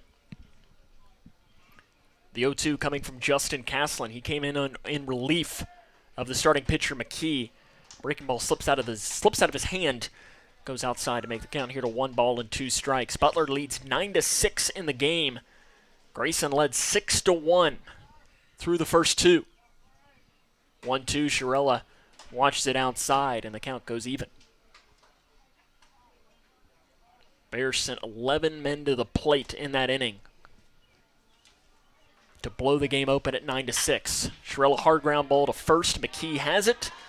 Takes the short trot to first for out number 1 of the 4th inning. It'll now be Eli Watson. He's 1 for 2. Doubled into center field and reached on an error in his 2 plate appearances today. And that double into center field was about a foot away from being a home run. And he rips one into left field. Base hit right in front of the left fielder, Phelps. Hopefully that can start a little rally here for the Cougs. Watson, when he hits the ball, smokes it. I mean, it is unbelievable. That's where that smoking left center came from. It is a unbelievable. I mean, he is, if not the strongest kid on the team, probably one of the strongest kids, and it shows with how hard he swings. Levi Rogers, the lefty, comes in, and a called strike on the inside corner, and the count goes to no balls and 1 strike. Rogers grounded out to first and has flown out to center in his 2 plate appearances in the game. Called strike on the outside corner. Caslin going inside, outside. If you can start doing that as a pitcher, that's huge to establish both parts of the zone. The 0-2 popped off left side out of play. Is that about pops into where usually there's a group of kids that play a game of pickup baseball over in the little field off to the left side. It's not happening today. It was a little earlier. Be Levi Rogers' brother. Is that who it is usually out there playing? One of them. Okay. Well, I guess he was almost going to give them a souvenir. The 1-2. Fly ball, left side. The left fielder, Phelps, takes a couple of steps back, has it snagged for out number 2 in the inning. So there was a game a couple of weeks ago where a foul ball was hit into the game that was happening as Hunter Felty steps into the box for Grayson as it's 1 for 2. And they just picked it up, and it turned into their game ball. They started playing with it, and I feel bad for whoever the JV team member, freshman or 8th grader who came to get the ball out of the Grayson County dugout as Felty watches a pitch outside for ball 1. They walk over there, and they're looking, they're like, where did this ball go? And it was because the kids had picked it up, and they'd started playing with it. The 1-0. Misses high. Rumor says that that JV player is still looking for the ball down that line. Yeah, I don't think we've seen him since. 2 balls, no strikes to Felty. Justin Caslin in now. What is his first full inning of work after coming in relief of McKee. Felty goes opposite field, little blooper to the right side. Peralta dives in, can't make the catch. I guess he did not make the catch. He did not. Advancing to third base is Watson as it popped off his glove as he went diving in. Kind of an awkward fall, but Tony Beard, the field umpire, did say that it hit the ground. That'll be runners on first and third now with 2 down in the bottom of the 4th inning for Grayson County. It'll be Gage Napier to hit. First pitch swinging is Napier. It's a ground ball right back to Caslin. He'll throw on to first. That is the inning. Bears lead through 4, 9-6. Cougar baseball. on K105.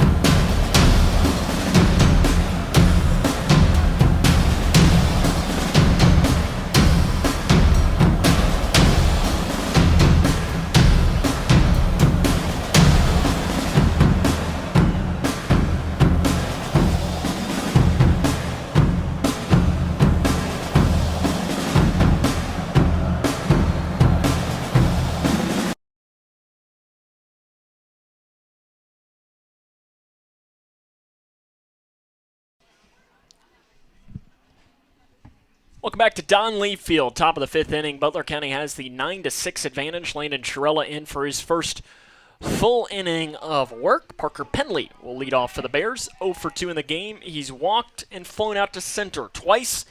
And the first pitch from Shirella is a fly ball right side. Long run for the right fielder Felty. He has it read, and that's out number 1. Justin Caslin, the pitcher, comes in to hit. He walked in his last plate appearance. He singled to left and flown out to right in the game. Score update to bring you earlier today. The Lady Cougar softball team picked up a 4-0 victory against Owensboro. 7th grader Ellie Bratcher threw a complete game shutout in that game. Pitch goes outside for ball 1 to Caslin. Caslin has come in relief of McKee on the mound and thrown the ball pretty well for the Bears of Butler. 1-0 for Shirella is popped straight up left side.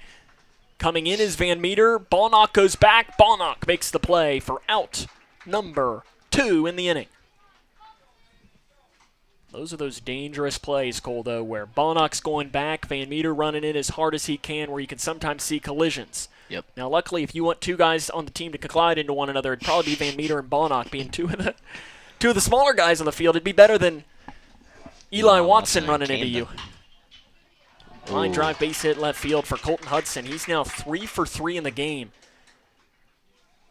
Is Hudson. He's walked, now singled twice and homered. Cougars have not found a way to get him out. Jake McKee comes in. He's been hit by a pitch, walked, and struck out. Yet to put the ball in play. Shirella thought he was going to get a quick 1-2-3 inning. Pickoff move. In there safely is Hudson. As Gage Napier is at first base, as some of the changes in the field, I don't know that we mentioned when Shirella came into the game. Rogers at second, Felty and Wright brothers in center. Van Meter in left are some of the changes out into the field. Another pickoff move. In there safely. Maybe Landon Shirella here will pay homage to former Major League Baseball left-hander Chris Welsh. And there's a fly ball hit into left field, foul. That one crushed, though, by Jake McKee. Chris Welsh, I'm not sure if you know what he's famous for other than being one of the Reds' color analysts on TV. He holds the record for the most consecutive pickoff attempts. What's the record? Well, now it can never be broken because it's now against the rules, but I think it's something like 18 straight pickoff attempts. Pitch goes outside and throwing down, and the ball kicks off the base and goes into center field. No one was covering second. Regardless, it was not a good throw and a stolen base for Colton Hudson. He threw 18 straight pickoffs. It's something crazy like that.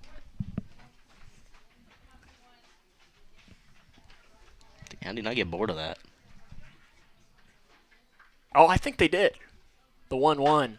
Ground ball to Watson at third. It's a long throw across the diamond, and it is picked by Napier. That is the inning. Butler County leads 9-6. We head to the bottom of 5. It's Cougar Baseball on K105.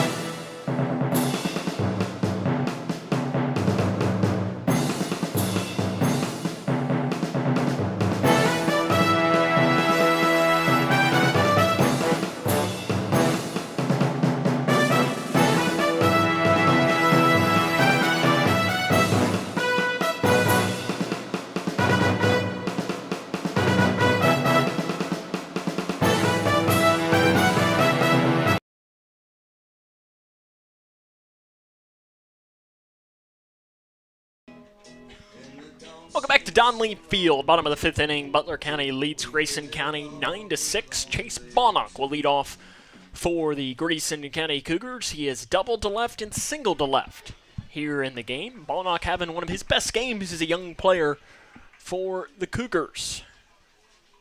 And he's also fouled one off of his face in the game today. Fouls it off behind the plate. I'm not kidding. Coley somehow did it. I know he did. I was here. He did it, and luckily he's okay to stay in the game because that's been consecutive games that we've been here at Donley Field that Chase has been hit in the face with either a cleat or a ball and has been okay both times. Sounds like you've cursed him. Outside, the ball goes to 1-1. Justin Caslin in here for his third full inning of work against Grayson, and the Cougars have not had an answer for Caslin out on the mound.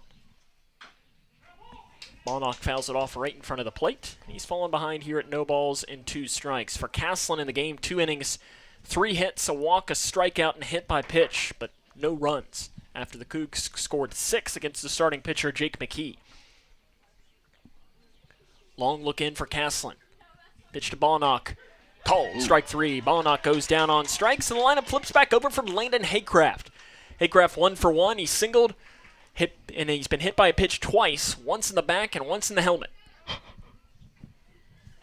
And that was another play that luckily the Cougars were okay. I mean, you know, getting hit in the face and getting hit in the helmet. You never want to see either one of those.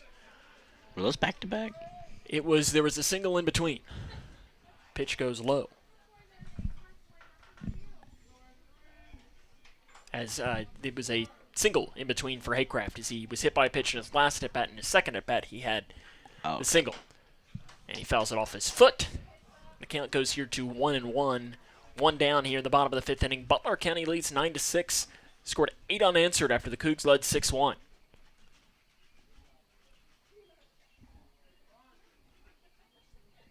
The 1-1 is a high foul ball rolling down the line. Foul.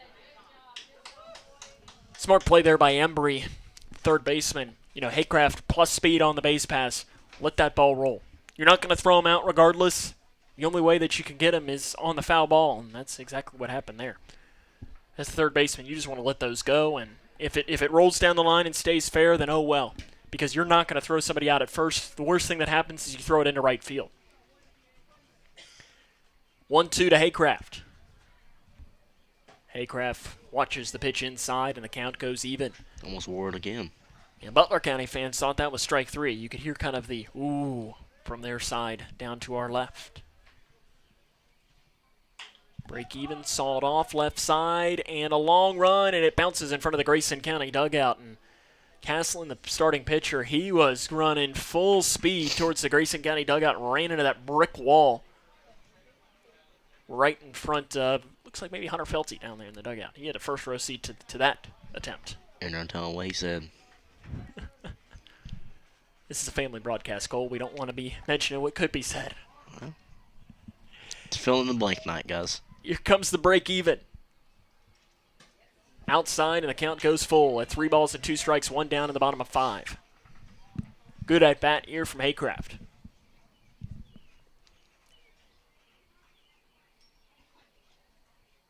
Pitch low, bounces through. Haycraft will have a walk and a runner on first base in the bottom of the 5th. Jaron Van Meter comes in. He's walked twice and had the bunt single. We're going to see maybe another bunt here for Grayson. His bunts are textbook, so probably wouldn't be a terrible idea. Try and make the Bears field. First pitch swinging is Van Meter, and he fouls it off to the left side.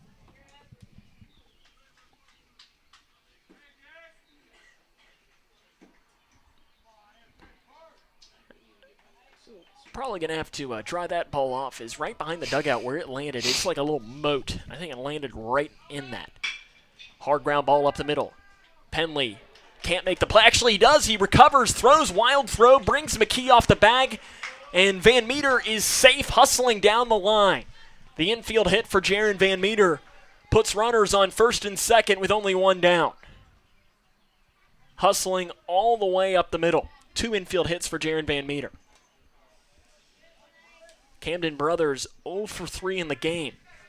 He's popped out to third and reached on 2 fielders' choice. It's unlucky Pitch for the high. batting average. And Will Embry's had a busy day because of Camden Brothers. He's found Embry, the third baseman, every single time. 1-0 Brothers. This time goes right side out of play. 9-6, Butler leads Grayson in the game.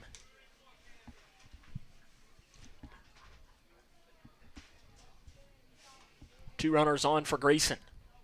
Trying to make the game interesting, and Caslin will step off and make Landon Haycraft scurry on back there to second.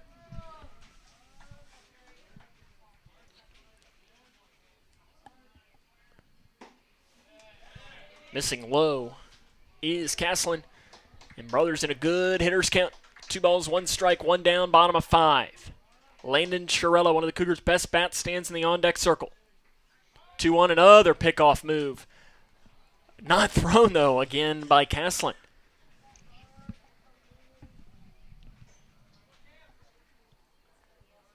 The 2-1. Called strike right down Broadway to Camden Brothers, and the count goes even at 2 balls, 2 strikes. You could tell when that pitch went into the glove, Brothers kind of grimaced to himself. He wants that one back. The 2-2, he gets it back and lines it into left center field. It's going to drop. Haycraft had to go back to second. They're going to hold the runner there, and the bases will be loaded with 1 down for Landon Chiarella. That last pitch, Brothers wished he could have back, and it almost went to the same spot. Justin Caslin gave it to him. Keith Butler, the Butler County head coach, is coming out to talk to his pitcher, Justin Caslin. Butler pitched 18 games for the St. Louis Cardinals back a little over a decade ago. His first career strikeout, Cole, Andres Torres of the San Francisco Giants. His last career strikeout, Juan Uribe of the Los Angeles Dodgers.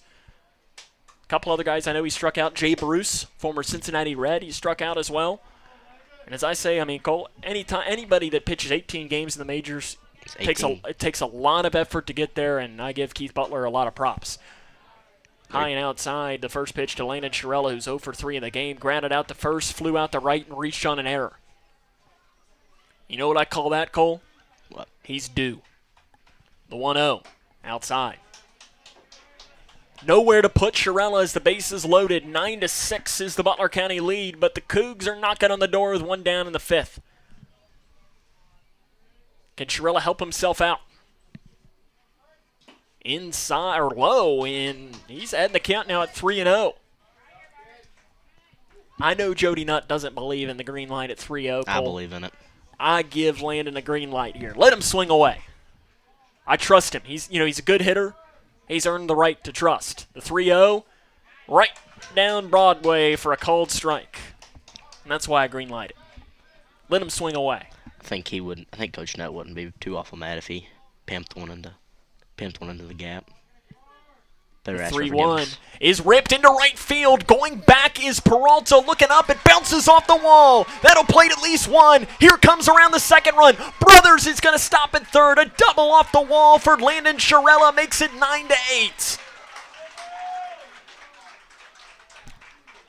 Right on cue. Chiarella makes the game interesting. And that might be all that Keith Butler has seen from Justin Caslin. He takes the ball, and a new pitcher coming into the game for the Bears. We'll let you know who it is after this. 1 down in the bottom of 5. It's 9-8. Butler County leads Grayson. It's Cougar Baseball on K105.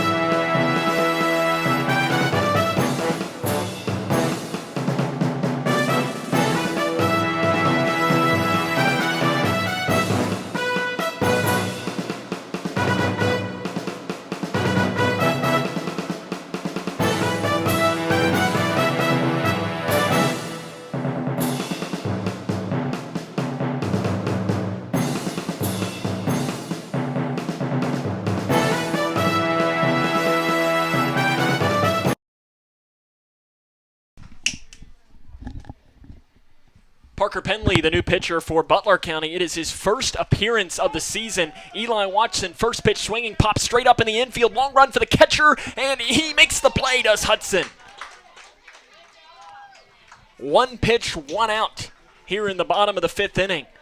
As to recap what's happening, Grayson County has already scored 2 runs in the inning. And it'll be Levi Rogers. He's 0 for 3 in the game. As it is the bottom of the fifth inning, runners here on second and third with 2 down. Huge opportunity for Rogers. Swings and misses. Parker Penley, as we touched on, the new pitcher for Butler, has not appeared in a game this year on the mound. The previous pitcher, Justin Caslin, has moved to second base. The 0-1. Rogers ground ball in the hole into left field. Brothers comes in to score. They're going to hold Shirella at third. That ties the game up at 9. Here in the bottom of the fifth inning, Levi Rogers comes away with a big hit. I don't know, Cole, do you send Shirella in that situation? He's fast. I would have sent him, but I'm not a baseball coach. I know Jody Nutt, from what I've said, and there's nothing wrong with this, is a more conservative third base He's more coach. conservative, yes. And there's nothing wrong with that. Hunter Felty steps in. He's 2 for 3. Singled twice. Outside, ball 1. Grayson County and Butler County, 9-9. Cole, the first ever game Chase Blaine did on the mic, it was 2-1 in about 13 innings. He brought the pitching duel. You've brought the offense in your first ever baseball game. Outside, called strike to Felty, and the count goes to 1-1. I guess it fits both of your personalities.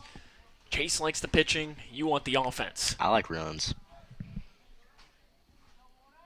The 1-1 to Felty. Loops it right side. It is foul. Ooh. Hugs the line just Barely. foul. It was, I think, from my angle, and Cole, we didn't have a great angle. I can't see it.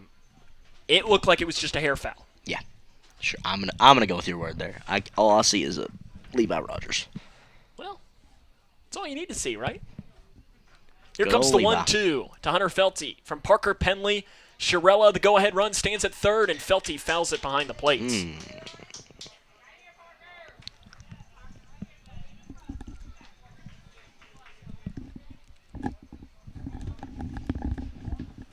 The 1-2 here in the bottom of the fifth inning. 9-9. Shirella, the go-ahead run, stands at third. Pitch outside, diving stop behind the dish by Colton Hudson. Hudson's been busy. And really, I think he's caught a great game behind the dish.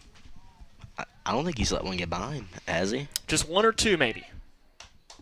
But I don't think there's been any damage done off of that. Here comes the break even. Again. With 2 down. Penley delivers the pitch to Felty. It's a hard ground ball to the second baseman, Caslin. He'll throw on to first, and that is the inning. The Cougs, though, they have an answer. And we head to inning number 6. It is Grayson County 9, Butler County 9. It's Cougar Baseball on K1.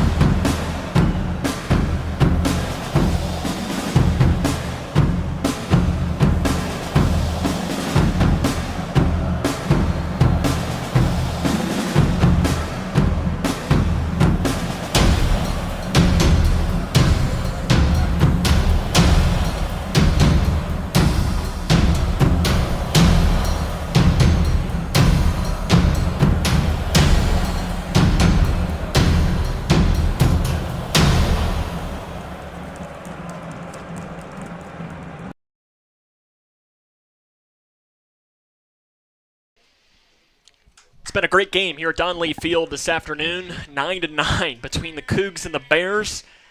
And it's the top of the 6th inning. Clay Vincent to lead off. First pitch he sees from Landon Shirella is a swing and a miss at a pitch low. Vincent 1 for 3 in the game. He singled to left in his last plate appearance. It has been a phenomenal game here today. If you like runs, you've come to the right spot here only on K105 Digital Productions. Pitch misses high for ball number 1. Sam Gormley and the Cougar managerial legend, Mr. Cole Snyder. There's a called strike inside, as Cole has been the manager for the football team, the basketball team, and the baseball team. He might be the only person that's had the Holy Trinity there of all three of them. I think I might be. I'm not sure, though. We'll have to dig through the record books. The 1-2 from Shirella, the Ephus in there, called strike 3 at the knees.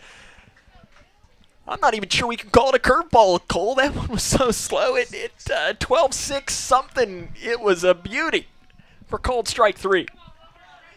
Will Embry steps in. Better than that. He is, in his last 2 plate appearances, doubled and tripled to center.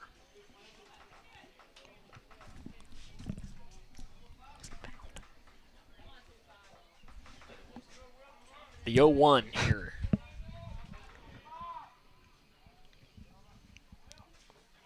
Misses low. Shirella came in, and in that inning when he came in relief of Rogers, had a couple of hard hit balls, but since that point he's really settled in and thrown the ball well for Grayson. And that was against the heart of the Butler County order that he's pitching really well against. Swing and a miss, and the count goes to 1 ball and 2 strikes. 9-9 is the game here. Just what you thought you were going to see when you came to the good old ballpark tonight. The 1-2, he goes back to that 12-6 and again fools the Bears. I don't think they know what to do with that pitch. And Cole, I don't think I would either. Yeah, no, I talk about this in softball. Softball, they run that little slow ball. I think they call it an ephus. I refer to it as that. They could get up there. I know Ellie Bratcher, who pitched tonight for the Lady Cougars, has it really well. She could throw that every single time, and I would swing out of my shoes every single time. Pitch low to Garrett Phelps. Phelps 1 for 3. He singled in his last at-bat after striking out in his first 2. I mean, it is a filthy pitch. Filthy. The 1-0. Swing and a miss. Shirella pitching with a lot of confidence here in this inning. It's a dangerous thing. Confidence is key when you're pitching. It is huge, and we've talked about it throughout the ball game. Swing and a miss. He gets that by Garrett Phelps. I think here's the thing, is that he's realizing, too, that he's at the bottom of the order. Mm-hmm. You can pitch the bottom of the order different than the top of the order. Yes. You're at the bottom of the order for a reason. The 1-2, breaking ball, down on strikes. He strikes out the side. We head to the bottom of 6. Can the Cougs get the bats rolling again? It's 9-9, Cougs and Bears. This is Cougar Baseball on K105.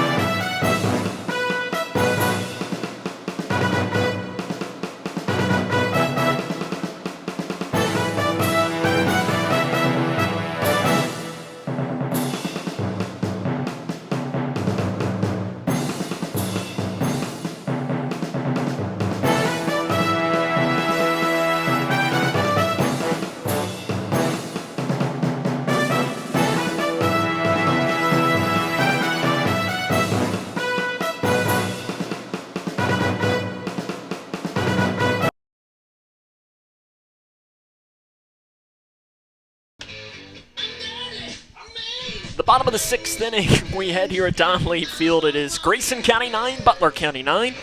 There'll be 8-9-1 in the order for Grayson County. Gage Napier in to hit for the Cougars. He's 0 for 3 in the game, trying to get the offense rolling again for Grayson.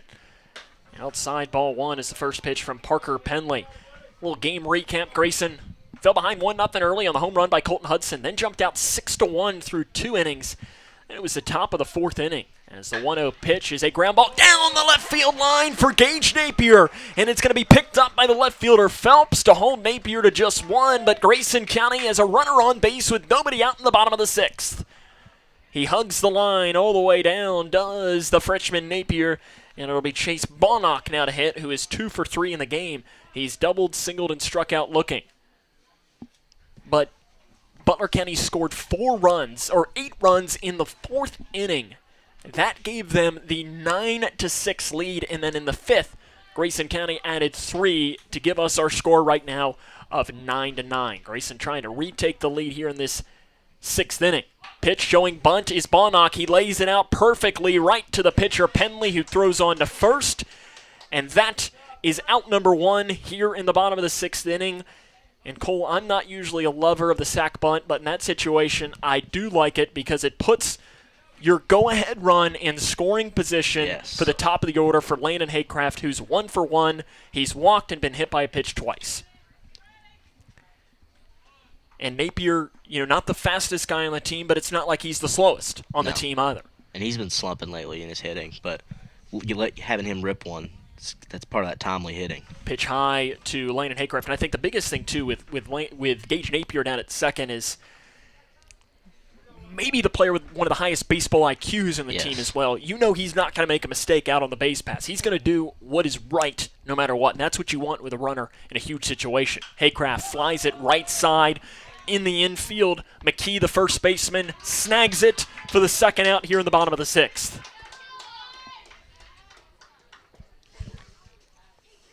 Jaron Van Meter will now hit.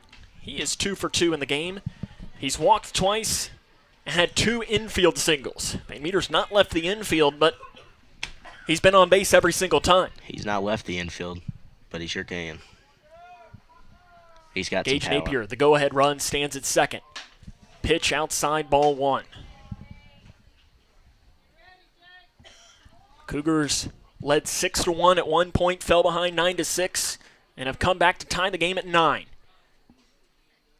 Penley, the pitcher, looks into Van Meter, checks the runner Napier. Napier takes one step back and a timeout called by Van Meter. Didn't like it, did Van Meter, as Penley was taking a long time on the mound. Napier had the lead and then took just about half a step back to second. And when he did that, Van Meter, the batter, called time. Van Meter pops it up left side. That will go out of play.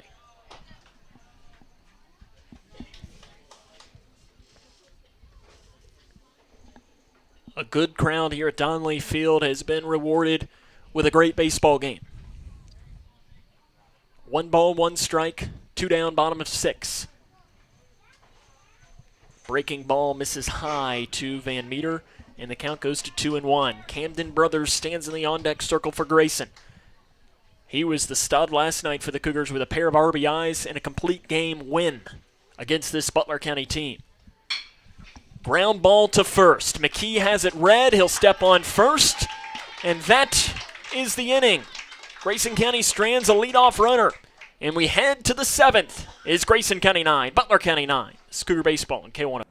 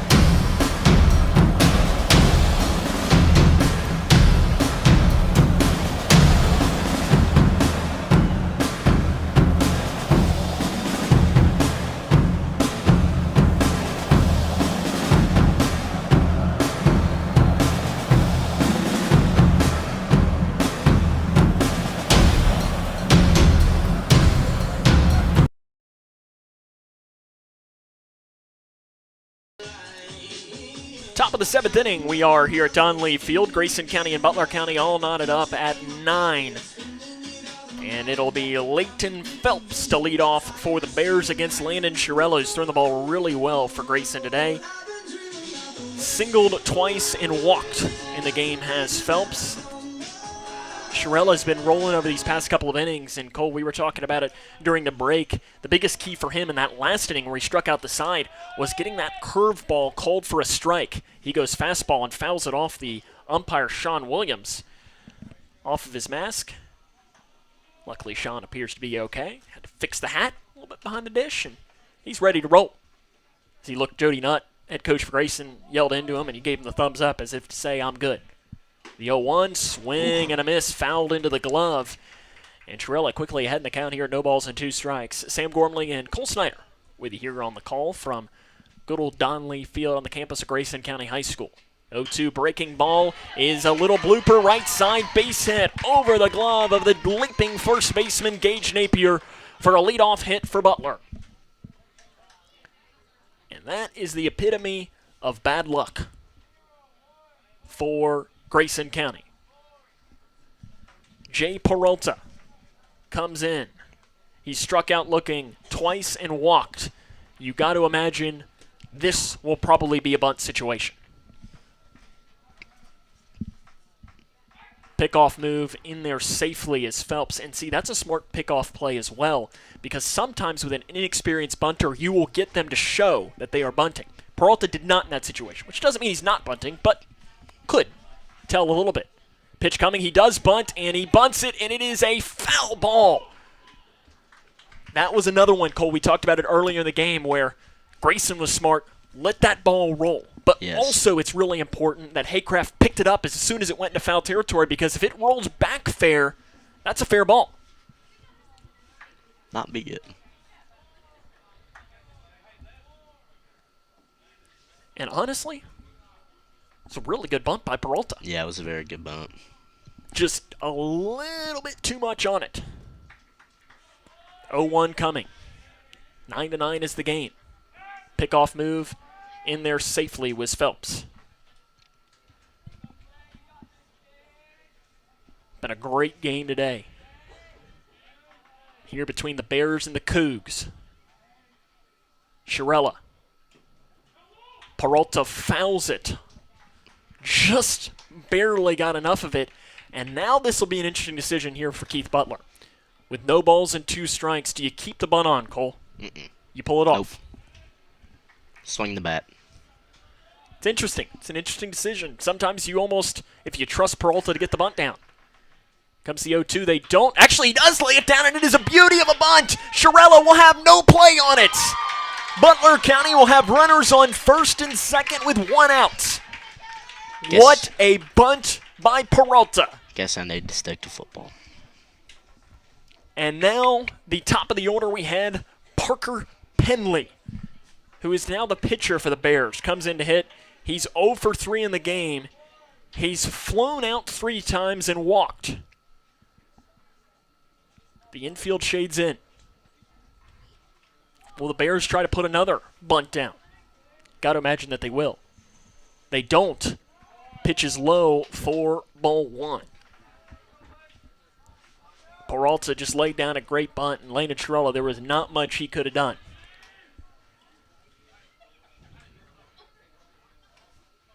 Runners on first and second. Timeout called by the batter Penley.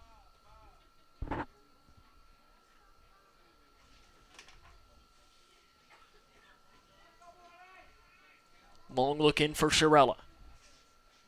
Delivers the 1-0. It is low again, and he's fallen behind at 2-0. Shirella, this will be pitch number 45 in the game, will be his next pitch. Jody Nutt has put the jacket on in the dugout, looking at his coaching staff. The 2-0. Ground ball to the third baseman, Rogers. He will tag the runner out.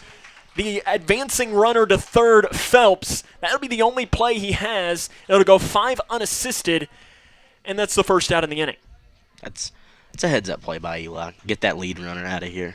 leave just one in scoring position instead of throwing down the first and just getting that out. And it's a tough decision because you could also try and turn a double play.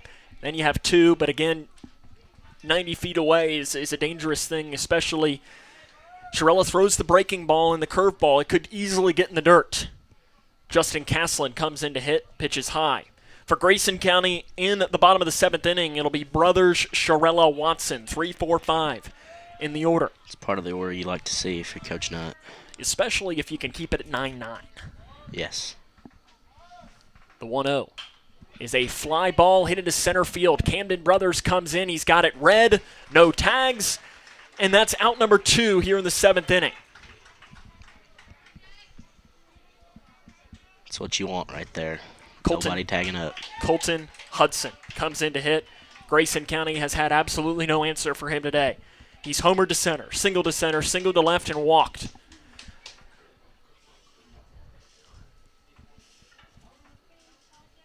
Jody Nutt pacing in the dugout, the Grayson County second-year head coach. Breaking ball misses inside for ball 1. He goes back to that 12-6 curve that in that last inning, Cole, he couldn't have walked in there and placed it into the glove of Haycraft any better than he was finding it in the last inning. He hadn't gone to it as much in this 7th.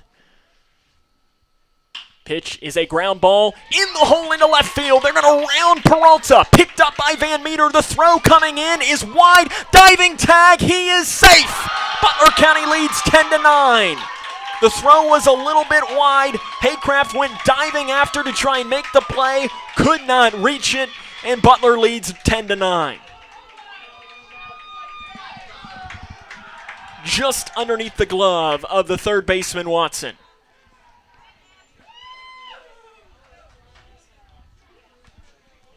Both runners advance into scoring position as well.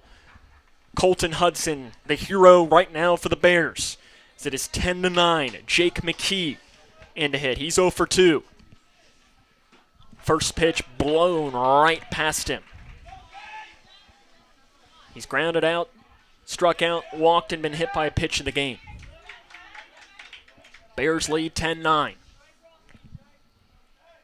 Swing and a miss, fouled into the glove. Shirella trying to get out of it with only one run, crossing the plate. Be 3, 4, 5 in the order for Grayson in the bottom of the 7th. Here comes the 0-2 from Shirella. He goes fastball, strike 3. That is the inning, but the Bears score 1 run on 3 hits, and it is 10-9 Butler as we head to the bottom of the 7th. This is Cougar Baseball on K105.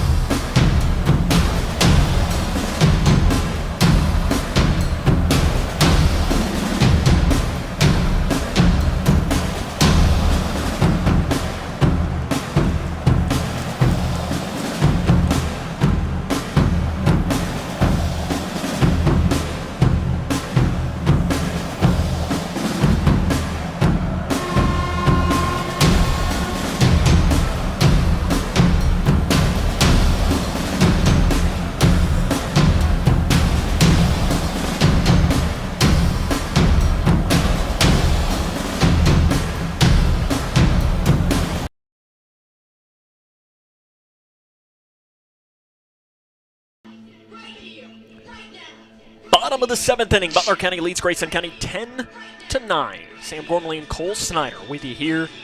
It'll be Camden Brothers, Landon Shirella, Eli Watson going up against Parker Penley. Penley coming in relief, has thrown 1 2/3 of an inning.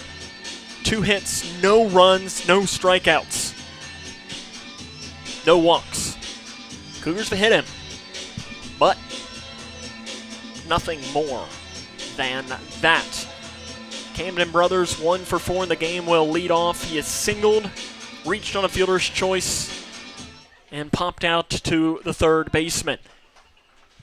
This is what you dream of in a district game that, as we mentioned for Grayson, really doesn't mean anything, but you better believe that these guys on the field, they want to win more than anything. First pitch hits Brothers on the left shoulder. The tying run is on base for Grayson on only one pitch. And Cole, it doesn't matter how you get on. All that matters is that tying run is now on first base. It all counts towards your on-base percentage the same. Landon Sharella comes in to hit. He doubled off the wall in right field in his last plate appearance. Does Jody Nutt consider, and Sharella going into the dugout, he is grabbing something, and he's grabbing his band as Jody Nutt trying to deliver his signals. Are you bunting here, Cole, with one of your best bats? No. I agree. No, this is but why I said, don't like the bunt. I said no about a bunt a minute ago, and I was wrong.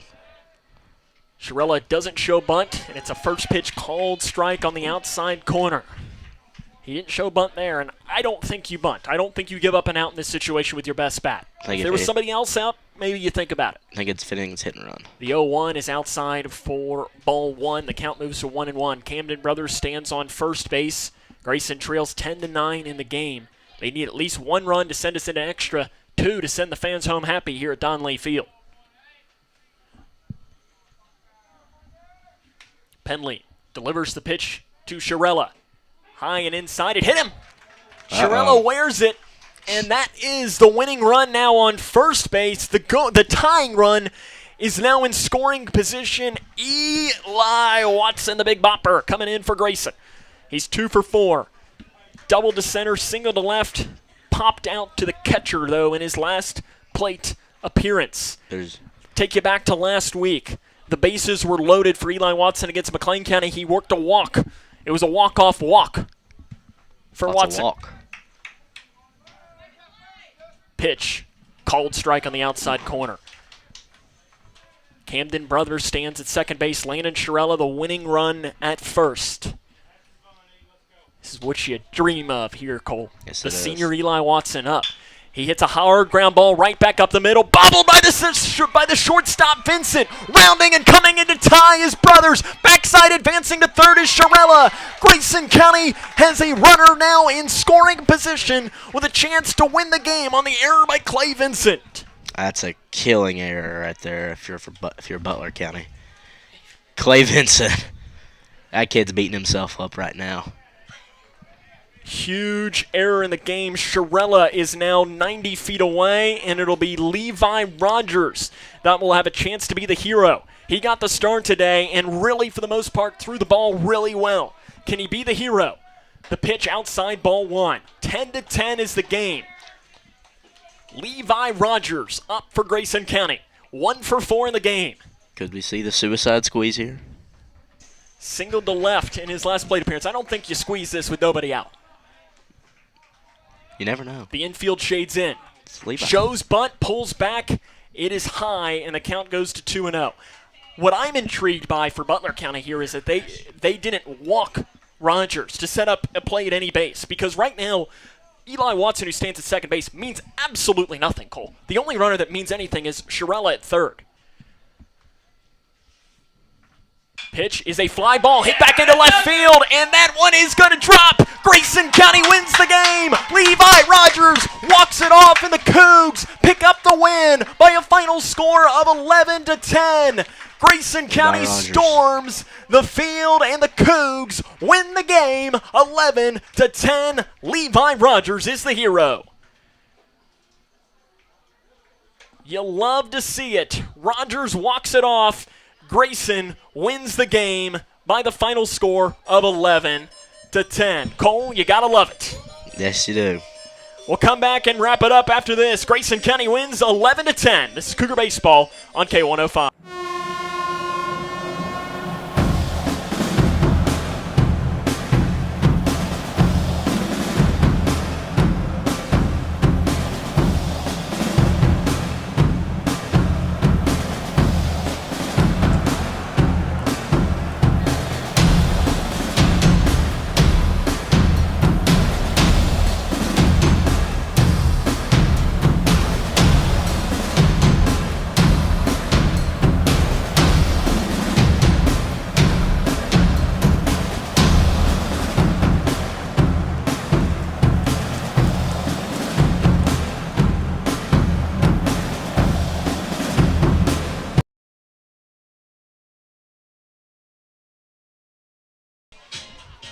Grayson County's a winner today against Butler County by a final score of 11-10.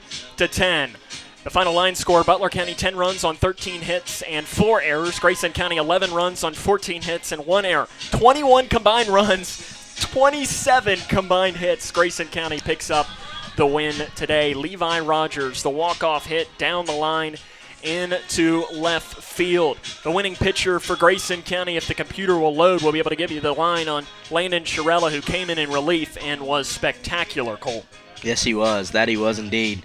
Landon Shirella and Levi Rogers, the two guys that pitched today, maybe not had their best days on the mound, but they came in clutch when it mattered the most. Shirella the win, 3 2/3 of an inning, 8 hits, 4 runs, 4 earned, 5 strikeouts. So for Shirella, the loss is tagged to Parker Penley, 1 2/3 of innings, 3 hits, 2 runs, both of them unearned. RBI totals, Levi Rogers, 3 RBIs to lead the way for Grayson. Eli Watson and Landon Shirella each had 2. For Butler County, it was 3 of them. For Colton Hudson, 2 for Will Embry. Cole, it's been a pleasure. It has been a pleasure. I like that. That was fun. Might need to have you back more often if that's what's going to happen when you're on the mic. I like walk-offs. I don't know about y'all. Makes for a nice game. It's been a lot of fun. That's been Cole Snyder, and that'll wrap up our coverage tonight. Your final score, Grayson County defeats Butler County 11-10. So for Jaden Kinney, your camera operator, and Cole Snyder, the color analyst, this is Sam Gormley saying so long.